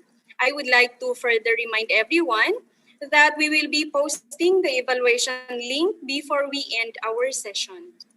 Finally, as mentioned in the beginning, we will be providing e-certificate for both our participants in the Zoom and in the Facebook Live, provided that you accomplish our evaluation form. Okay? We will now have our Q&A portion. Sir Martin, ready ka na po? Yes, ma'am. Okay, Thank for you. our questions, Ms. Keishan will be reading the questions posted in the FB Live, while I will be reading those posted in the Zoom. Okay, so I will be the first to read. Sir Martin, ready na Yes. po kayo? Yes, ma'am. Yes, ma'am. I read. Okay. So, first question, Sir Martin, from LRMDS. How long do we keep our records? Yes po. To specifically answer that, I would like to Sir refer... Martin? Hello? Hello, can you hear me properly? Yes. I would like to go back to my presentation. Sir Martin, kindly Yes. check your audio. Hello? Hello, can you hear me? Okay. Hello? Loud and clear? Naririnig po? Okay na po, meron Okay. na po. Yes. Ayun. Going back to the answer po, I would like to refer to my question. So we have to identify the value of the record. While identifying the value, so I identified time value po, di ba? Is it permanent or is it temporary? So kung permanent yan, we will be keeping it for a long time, or maybe we'll preserve it until it becomes archives. Pero if it is temporary, we will set it in the retention period for the specific records. So, diniscuss ko din yung process ng records, creation of a records, retention, or disposition schedule. By identifying it, madali na nating ma-determine kung kailan natin i-dispose yung isang kind ng record, isang record series group, isang group ng record series for that purpose.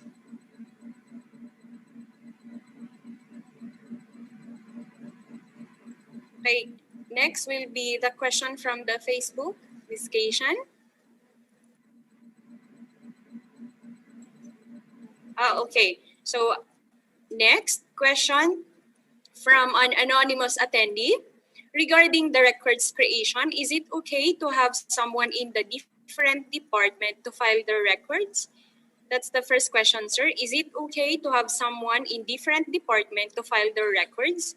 The next is, and the work of the records management officer is to check if they uploaded their records. Hindi po ba nawawalan ng substance yung records?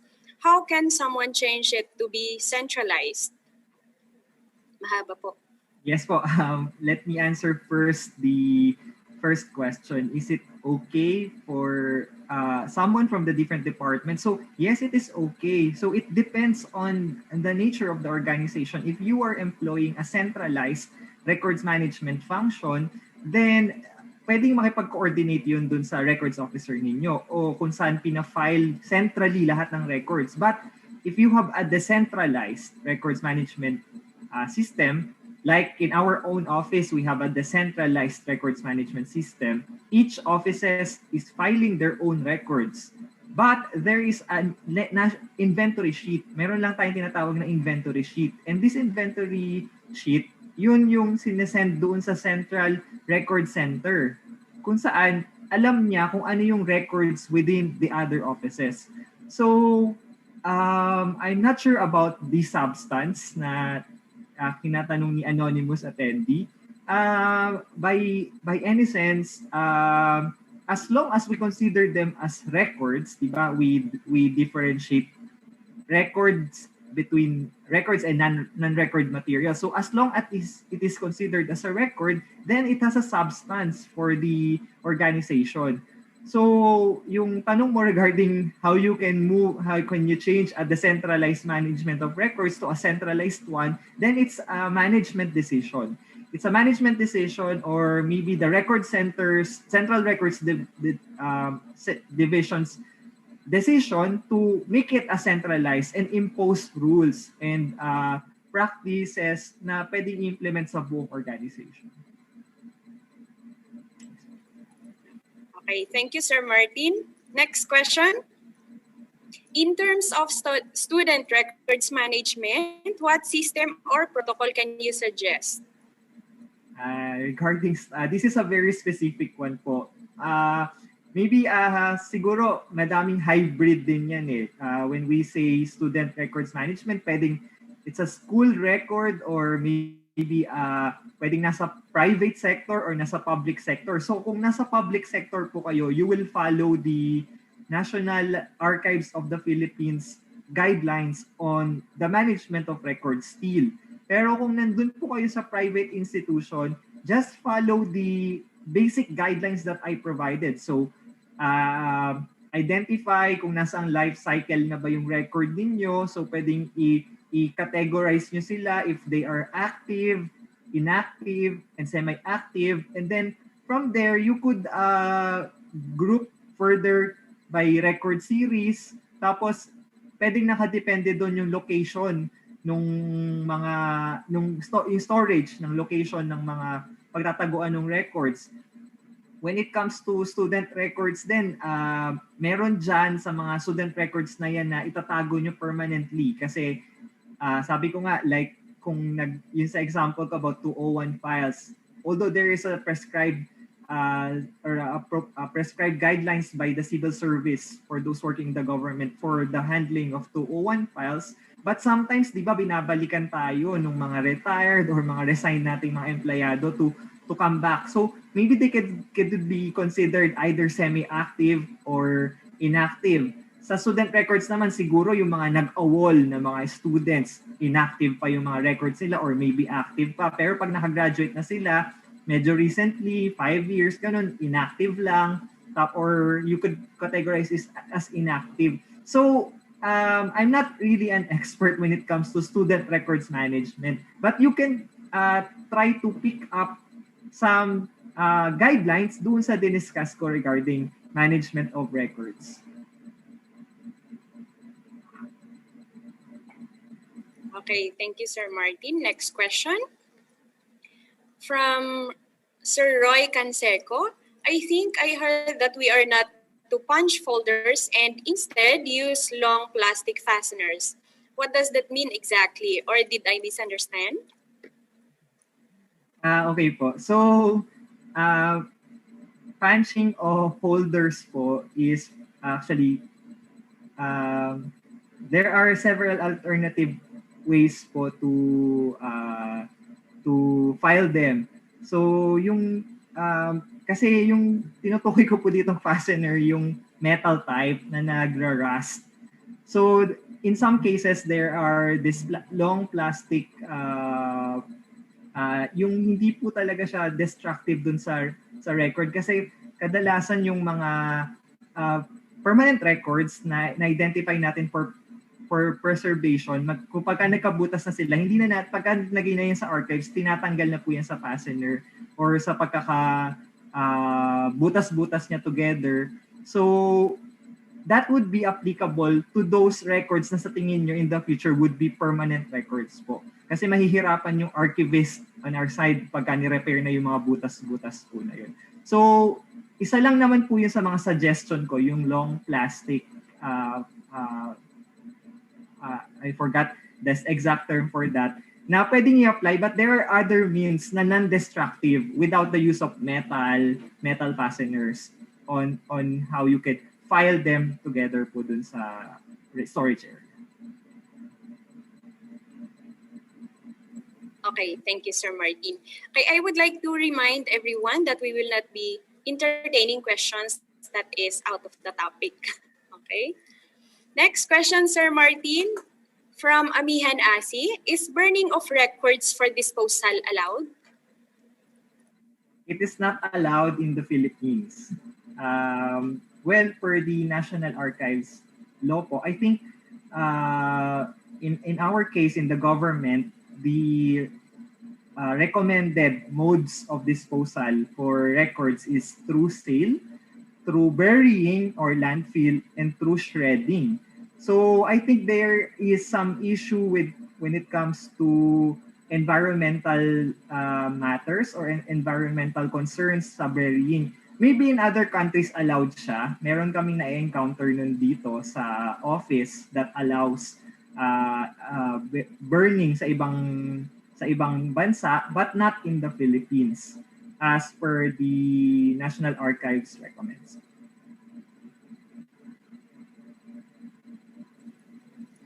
Okay, so next we have from anonymous attendee again. As a matter of observation, government offices recycle discarded or misprinted papers or documents as scratch paper, etc. Does this practice violate any NAP or ISO guidelines? This one is a tricky question po. So it depends on what kind of scratch paper do you what kind of used paper do you intend to use? Kasi po, there are some cases na mga, for example, papers na may nakaprint na personal information. So mabibreach na yung Data Privacy Act kapag yung mga ganung record yung ginamit natin na scratch paper tapos pinamimigay pa natin, for example, or hindi pa siya ginagamit officially dun sa work.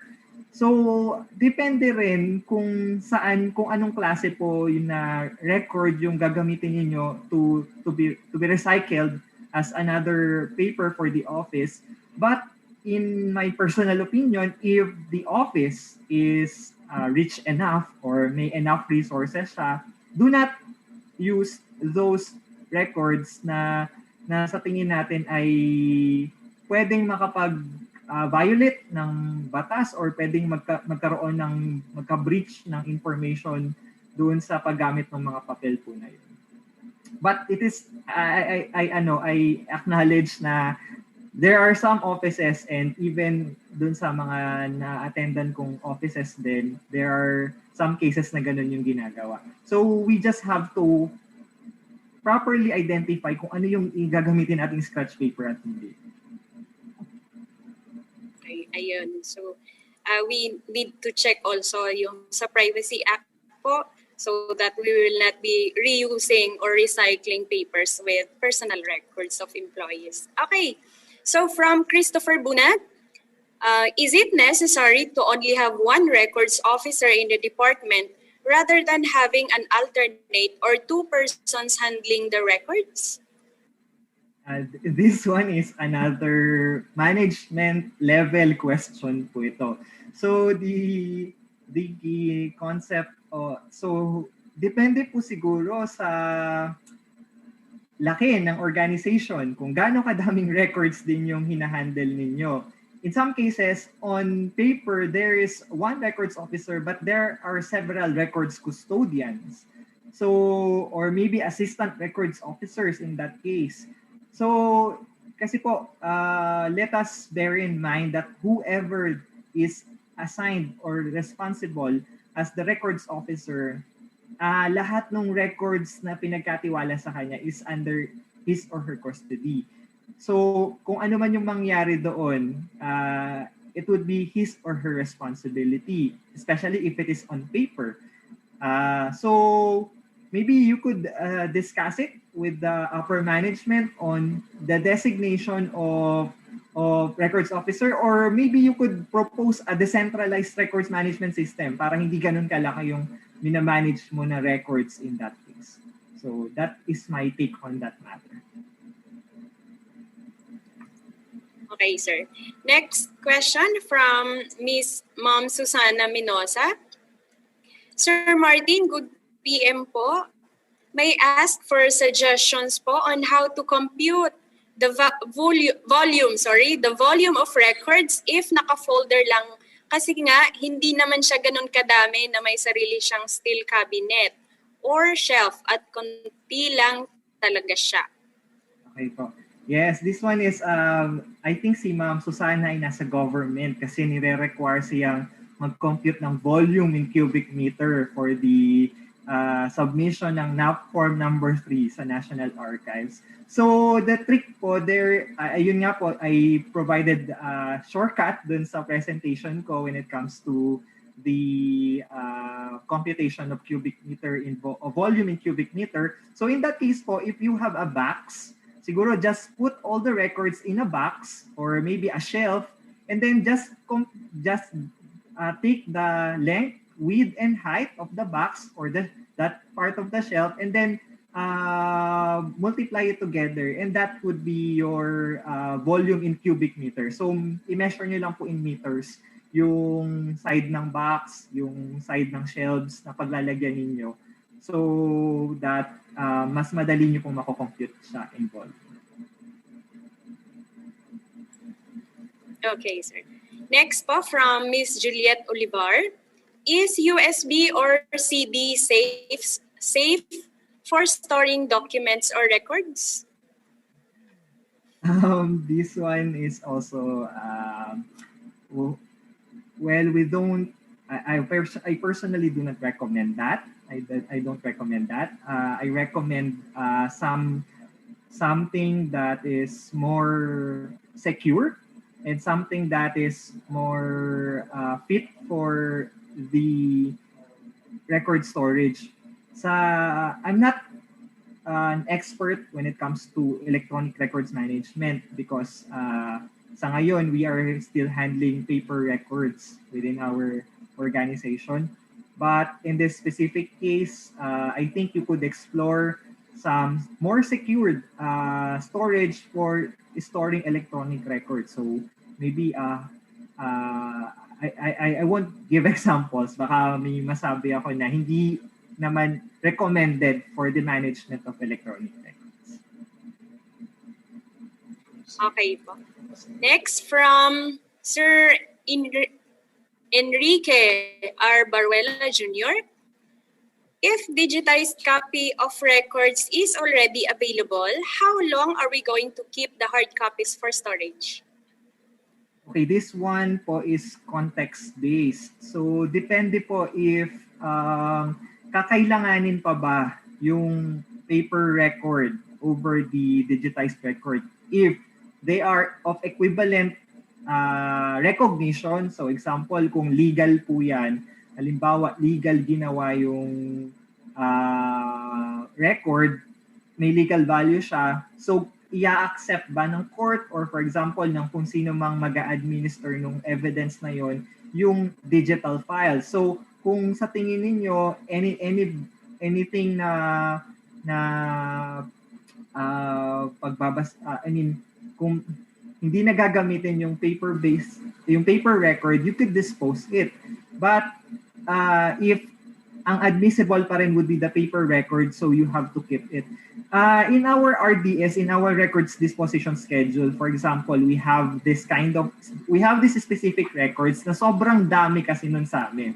So in our case, ni-recommend siya ng National Archives or ni-recommend namin sa National Archives doon sa aming RDS na ilagay na pwede na siyang i-dispose after a number of months provided that it is scanned and stored in database. So, merong specific provision within our RDS for that specific record. And then, that is legal kasi nasa RDS namin siya. And once it is in your RDS, it could be legally disposed of.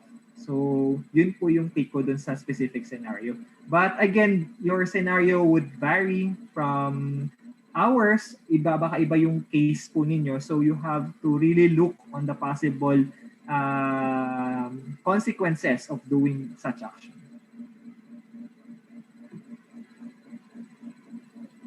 Okay. We are having several questions, and I think due to time constraints, we will not be able to accommodate all of them. Sir Martin, is it okay for you to give out your email address so that they can get in contact with you? Or you may message us through our email address and in our Facebook page, and we will be able to, or I mean, we will direct your questions to Sir Martin. Ayun po. Yes. Noted on Ay, this so po. last, 2 questions, Sir Martin. Sure. No problem with me. Okay. No problem with me. It's okay. Sige po.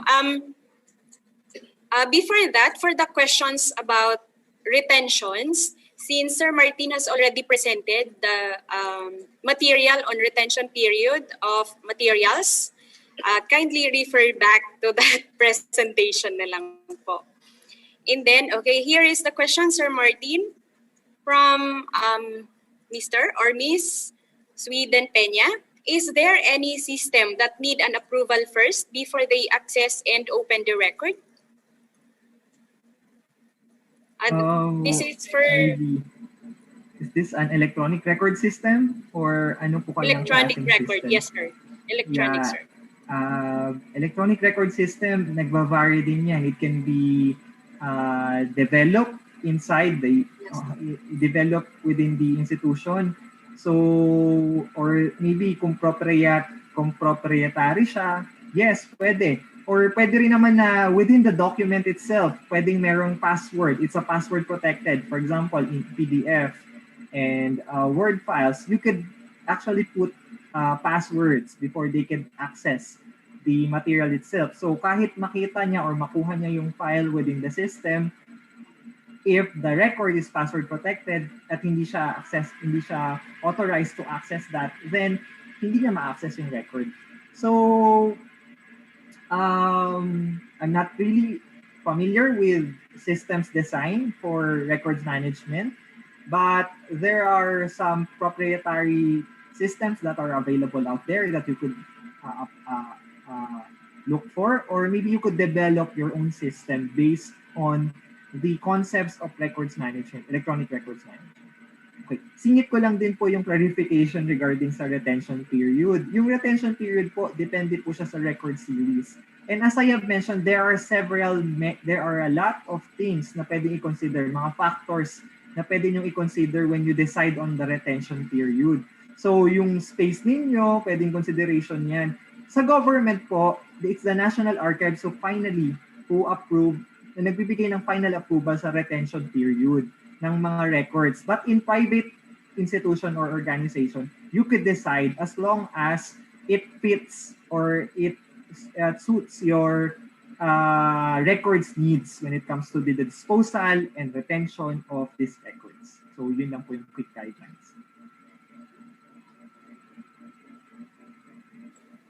Thank you so much, Sir Martin. And last question, is there any open source software with regards to records management system? Can you recommend one? From Ma'am Ophelia Galang. Ayun po, when it comes to systems po, I'm not actually really into this because most of the organizations na kinabilangan ko po before, we have in-house system for our records management. I think back in mga 3 years or 4 years ago, the National Archives developed this ARMIS or NARMIS. So this is a system for records management na alam ko is compliant with the records management in the government. So if that is still available, maybe you could still explore that system for possible use. I will also look for systems na pwede po and get back to you mga pal. Just send me an email regarding this. Ayun. Thank you so much, Sir Martin. Hey, so thank you very much for your active participation. Again, the evaluation link will be posted just before we end our session. Okay? So, and uulitin ko po, we will be providing e-certificate both to our Zoom platform attendees and to our FB Live viewers. Okay po? So, next, allow us to give you a background information about DOST-STII and its services. Let us hear from our Supervising Science Research Specialist, Ms. Linderlit M. Maglake.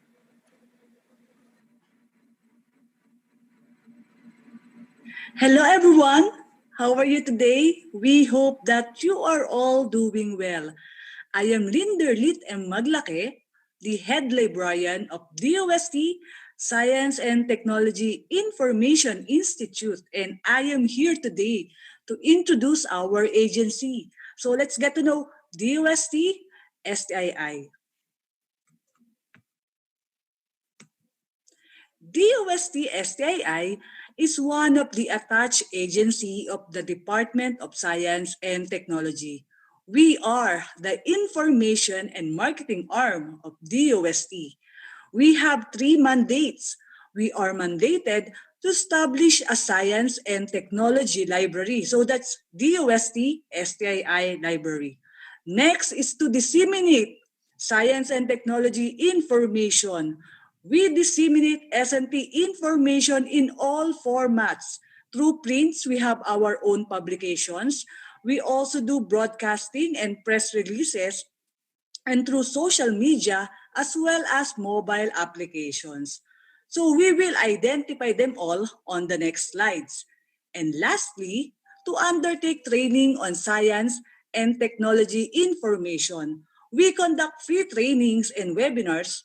So just follow our social media accounts for announcements.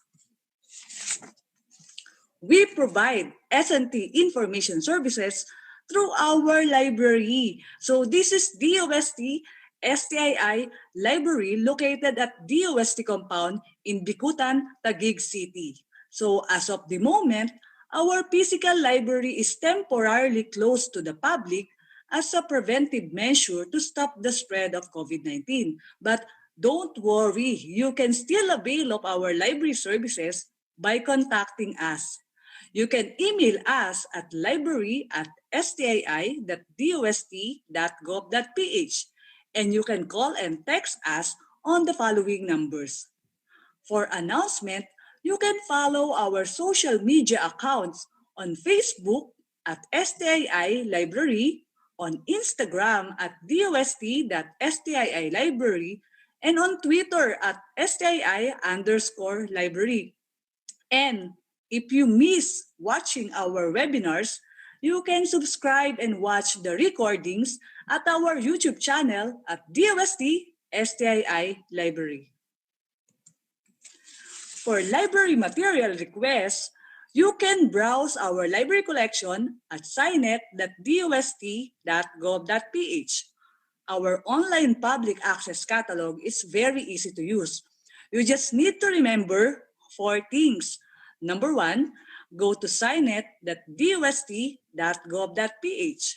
Number 2, click Online Public Access Catalog. Type your keyword in the search bar and click Search. Number 3, select the title of your choice. Make sure that the material is located at STII and copy the details and send it at library@stii.dost.gov.ph. So again, for library material requests, just remember 4 things. Number 1, go to scinet.dost.gov.ph. There's no login required. Number 2, click Online Public Access Catalog. Number 3, type your keyword in the search bar, then click Search. And then last, make sure that the location of the material is in STII. Then copy the details and email it at library@stii.dost.gov.ph. It's easy, right? We also disseminate S&T information through our publications. So these are all of the DOST-STII publications that you can download for free at stii.dost.gov.ph. So let's describe each publication. Let's start with the Philippine Journal of Science, or PJS, which is the oldest scientific peer-reviewed journal in the Philippines, published in 1906. So what can you see inside PJS?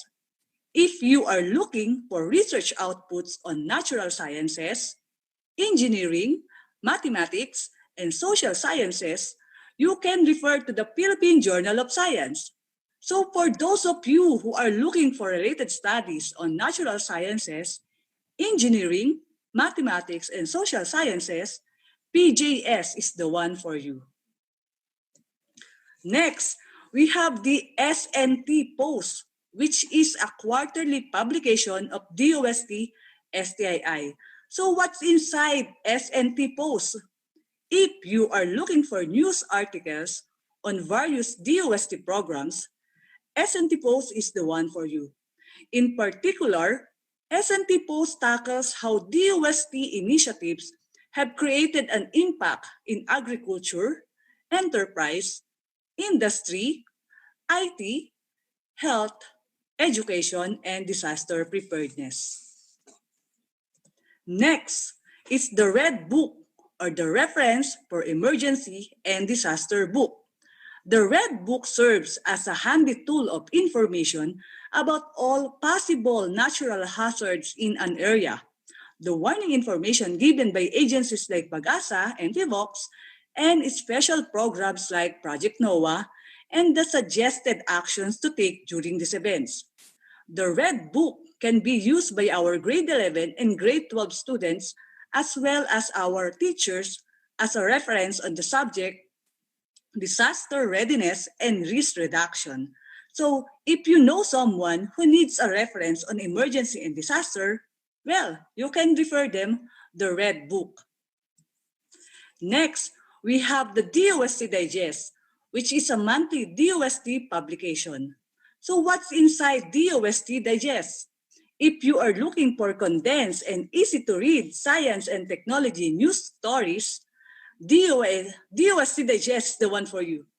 DOST Digest contains the most recent technologies and happenings in the local SNT community with compelling photos and images on a full-color, 4-page newsletter. So if you are a student or professional on the go, DOST Digest is the one for you. Next is Balitang Rapidos, which is a monthly publication of DOST-STII. So are you looking for news stories on science and technology, which is written in the Filipino language? So if you are, you can refer to Balitang Rapidos. Balitang Rapidos provides condensed and easy-to-read news stories on science and technology that is written in the Filipino language. Next, we have the SPEARS, or the Specialized Philippine Enterprise Reference of Experts and Scientists, which is originally published as the Philippine Men of Science in 1964 and renamed as the Philippine Men and Women of Science in 2013. So what's inside SPEARS? Are you curious about our Filipino scientists? Have you ever wondered what are their contribution in the country? Do you want to know more about our Filipino scientists? Well, if your answer is yes, SPEARS is the one for you. SPEARS provide bio-bibliographic information of Filipino scientists and experts, which serves as a specialized reference for the public. Last, we have the Philippine Science and Technology Abstracts, or the PSTA. PSTA is a semi-annual publication of DOST-STII, released every June and December of each year. PSTA features abstracts of local SNT published researches.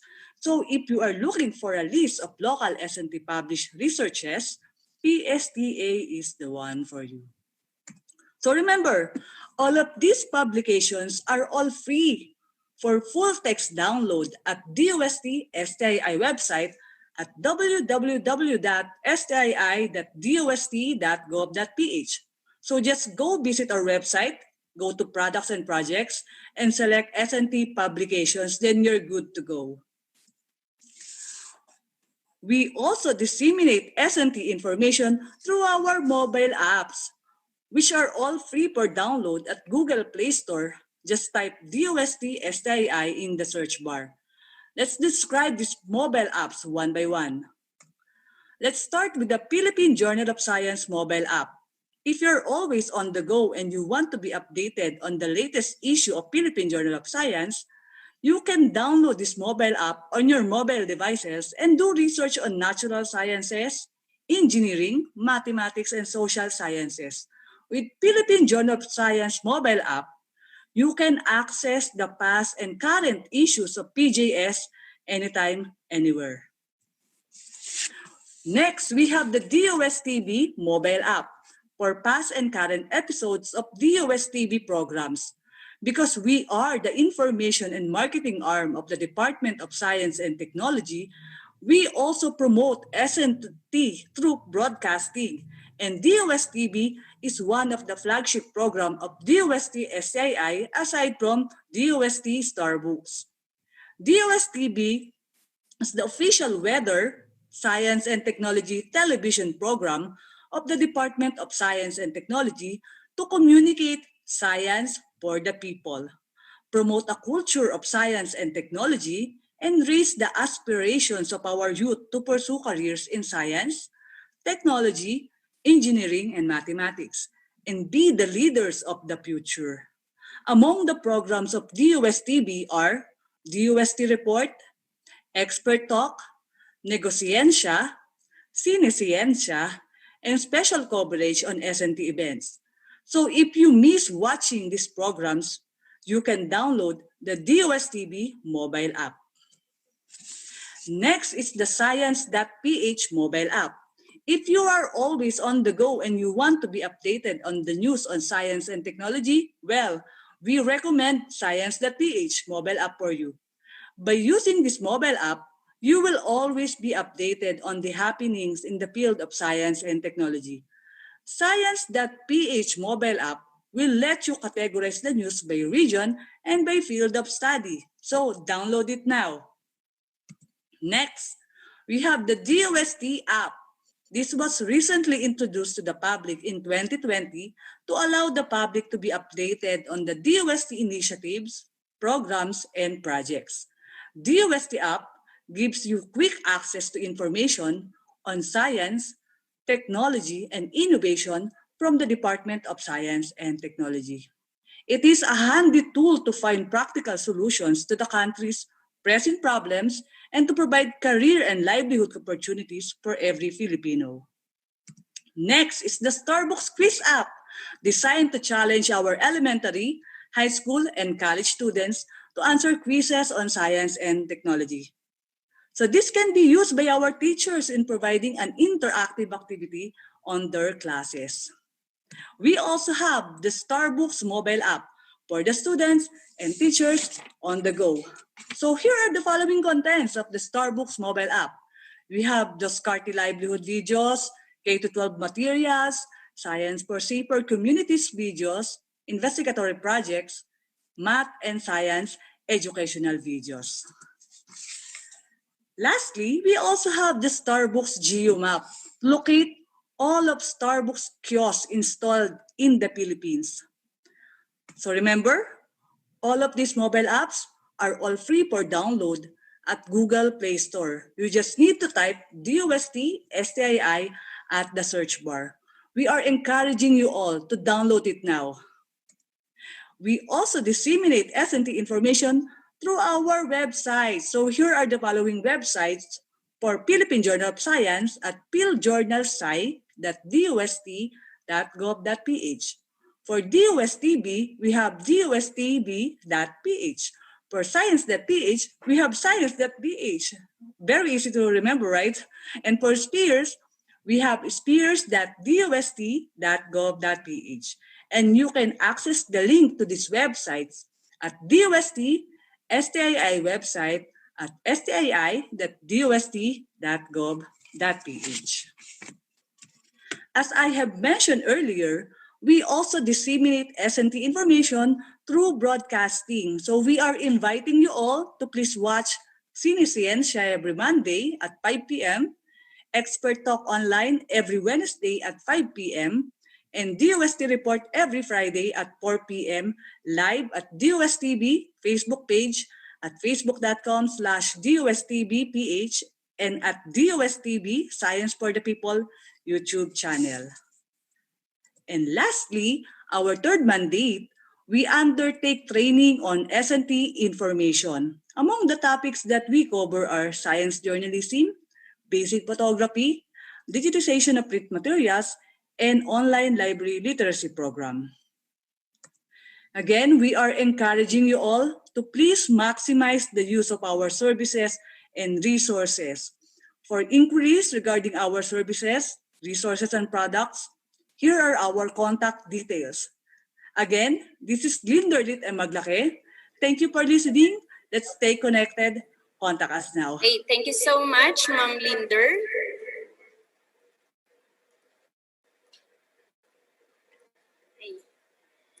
So let us now move on to the virtual awarding of e-certificate. May I call once again Ms. Linder to read the citation and award the e-certificate for our resource speaker and to our participants. Ma'am Linder?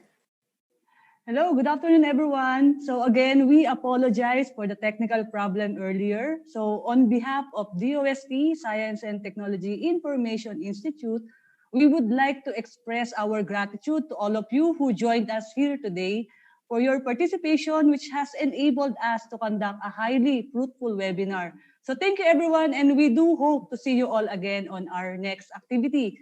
So we would also like to express our gratitude to our speaker, kay Sir Martin Julius B. Perez, for sharing his expertise in records management and records control. So thank you very much, Sir Martin. Sa wakas natuloy din siya. So we really learned a lot from your discussion, and we will definitely apply those techniques. So thank you, Sir Martin.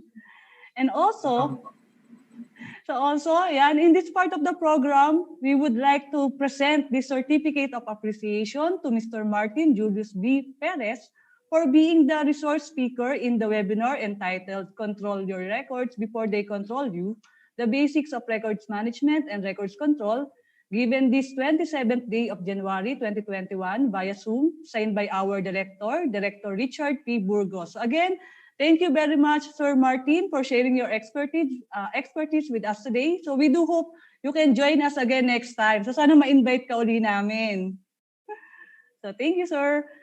So we would also like to present this Certificate of Appreciation to Ms. Maria Rodora B. Daep for being our sign language interpreter. So thank you very much, Ms. Roda, for always taking time to accommodate our request to be our sign language interpreter. So we really appreciate it, Ms. Roda. And syempre, makakalimutan ba namin kayo, our dear participants. So we would like to present the Certificate of Participation to all of you here who joined us today for participating in the webinar entitled Control Your Records Before They Control You, the Basics of Records Management and Records Control, given this 27th day of January 2021 via Zoom. So signed by our Director Richard P. Burgos. Again, thank you very much, everyone. We do hope you all benefited in this webinar. And we encourage everyone to please maximize the use of DOST-STII services and resources. So see you on our next activity. Thank you, everyone, and stay safe. Okay, thank you, Ma'am Linder. And I think Director Richard wants to say something. Hey, well, I just want to thank you all for taking time to join the Department of Science and Technology, in particular, the Science and Technology Information Institute. Maliit lang po kami, konti lang po ang aming budget, but I think we are succeeding in creating a bigger voice for DOST as well as the science and technology community. So maraming salamat po, mag-ingat tayong lahat, and mabuhay tayo lahat.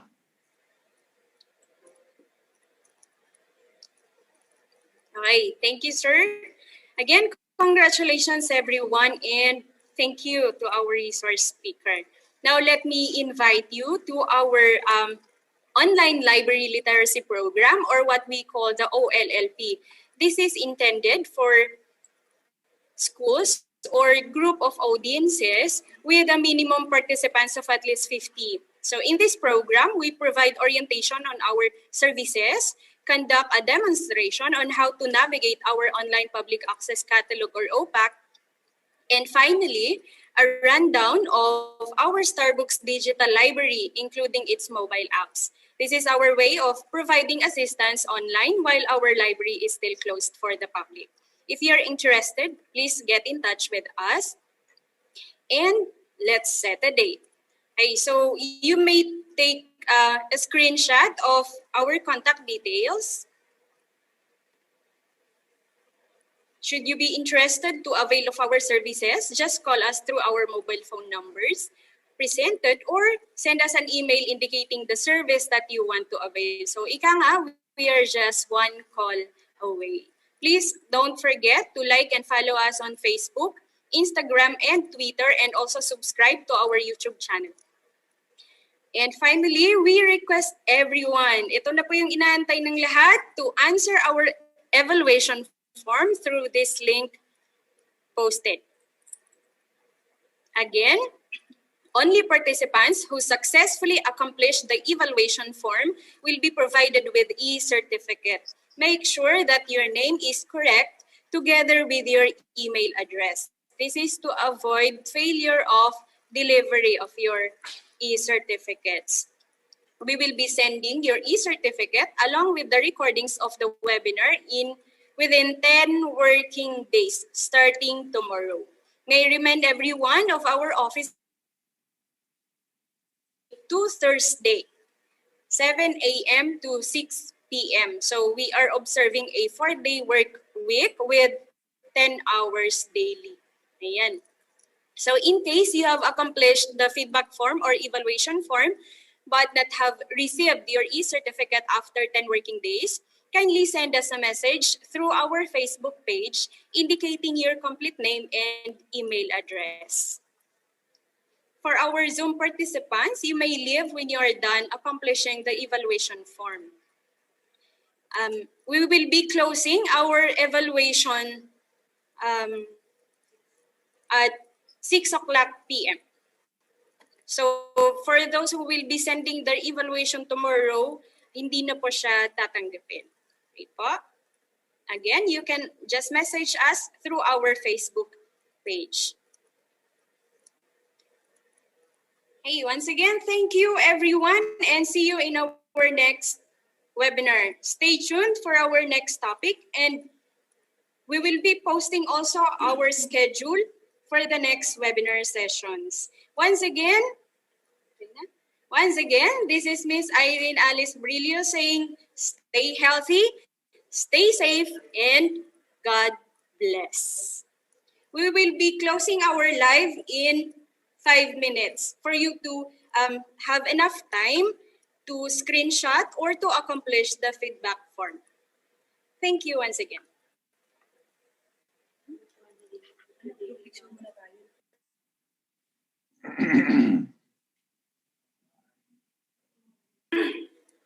I'm sorry for our panelists. We will be having a picture taking.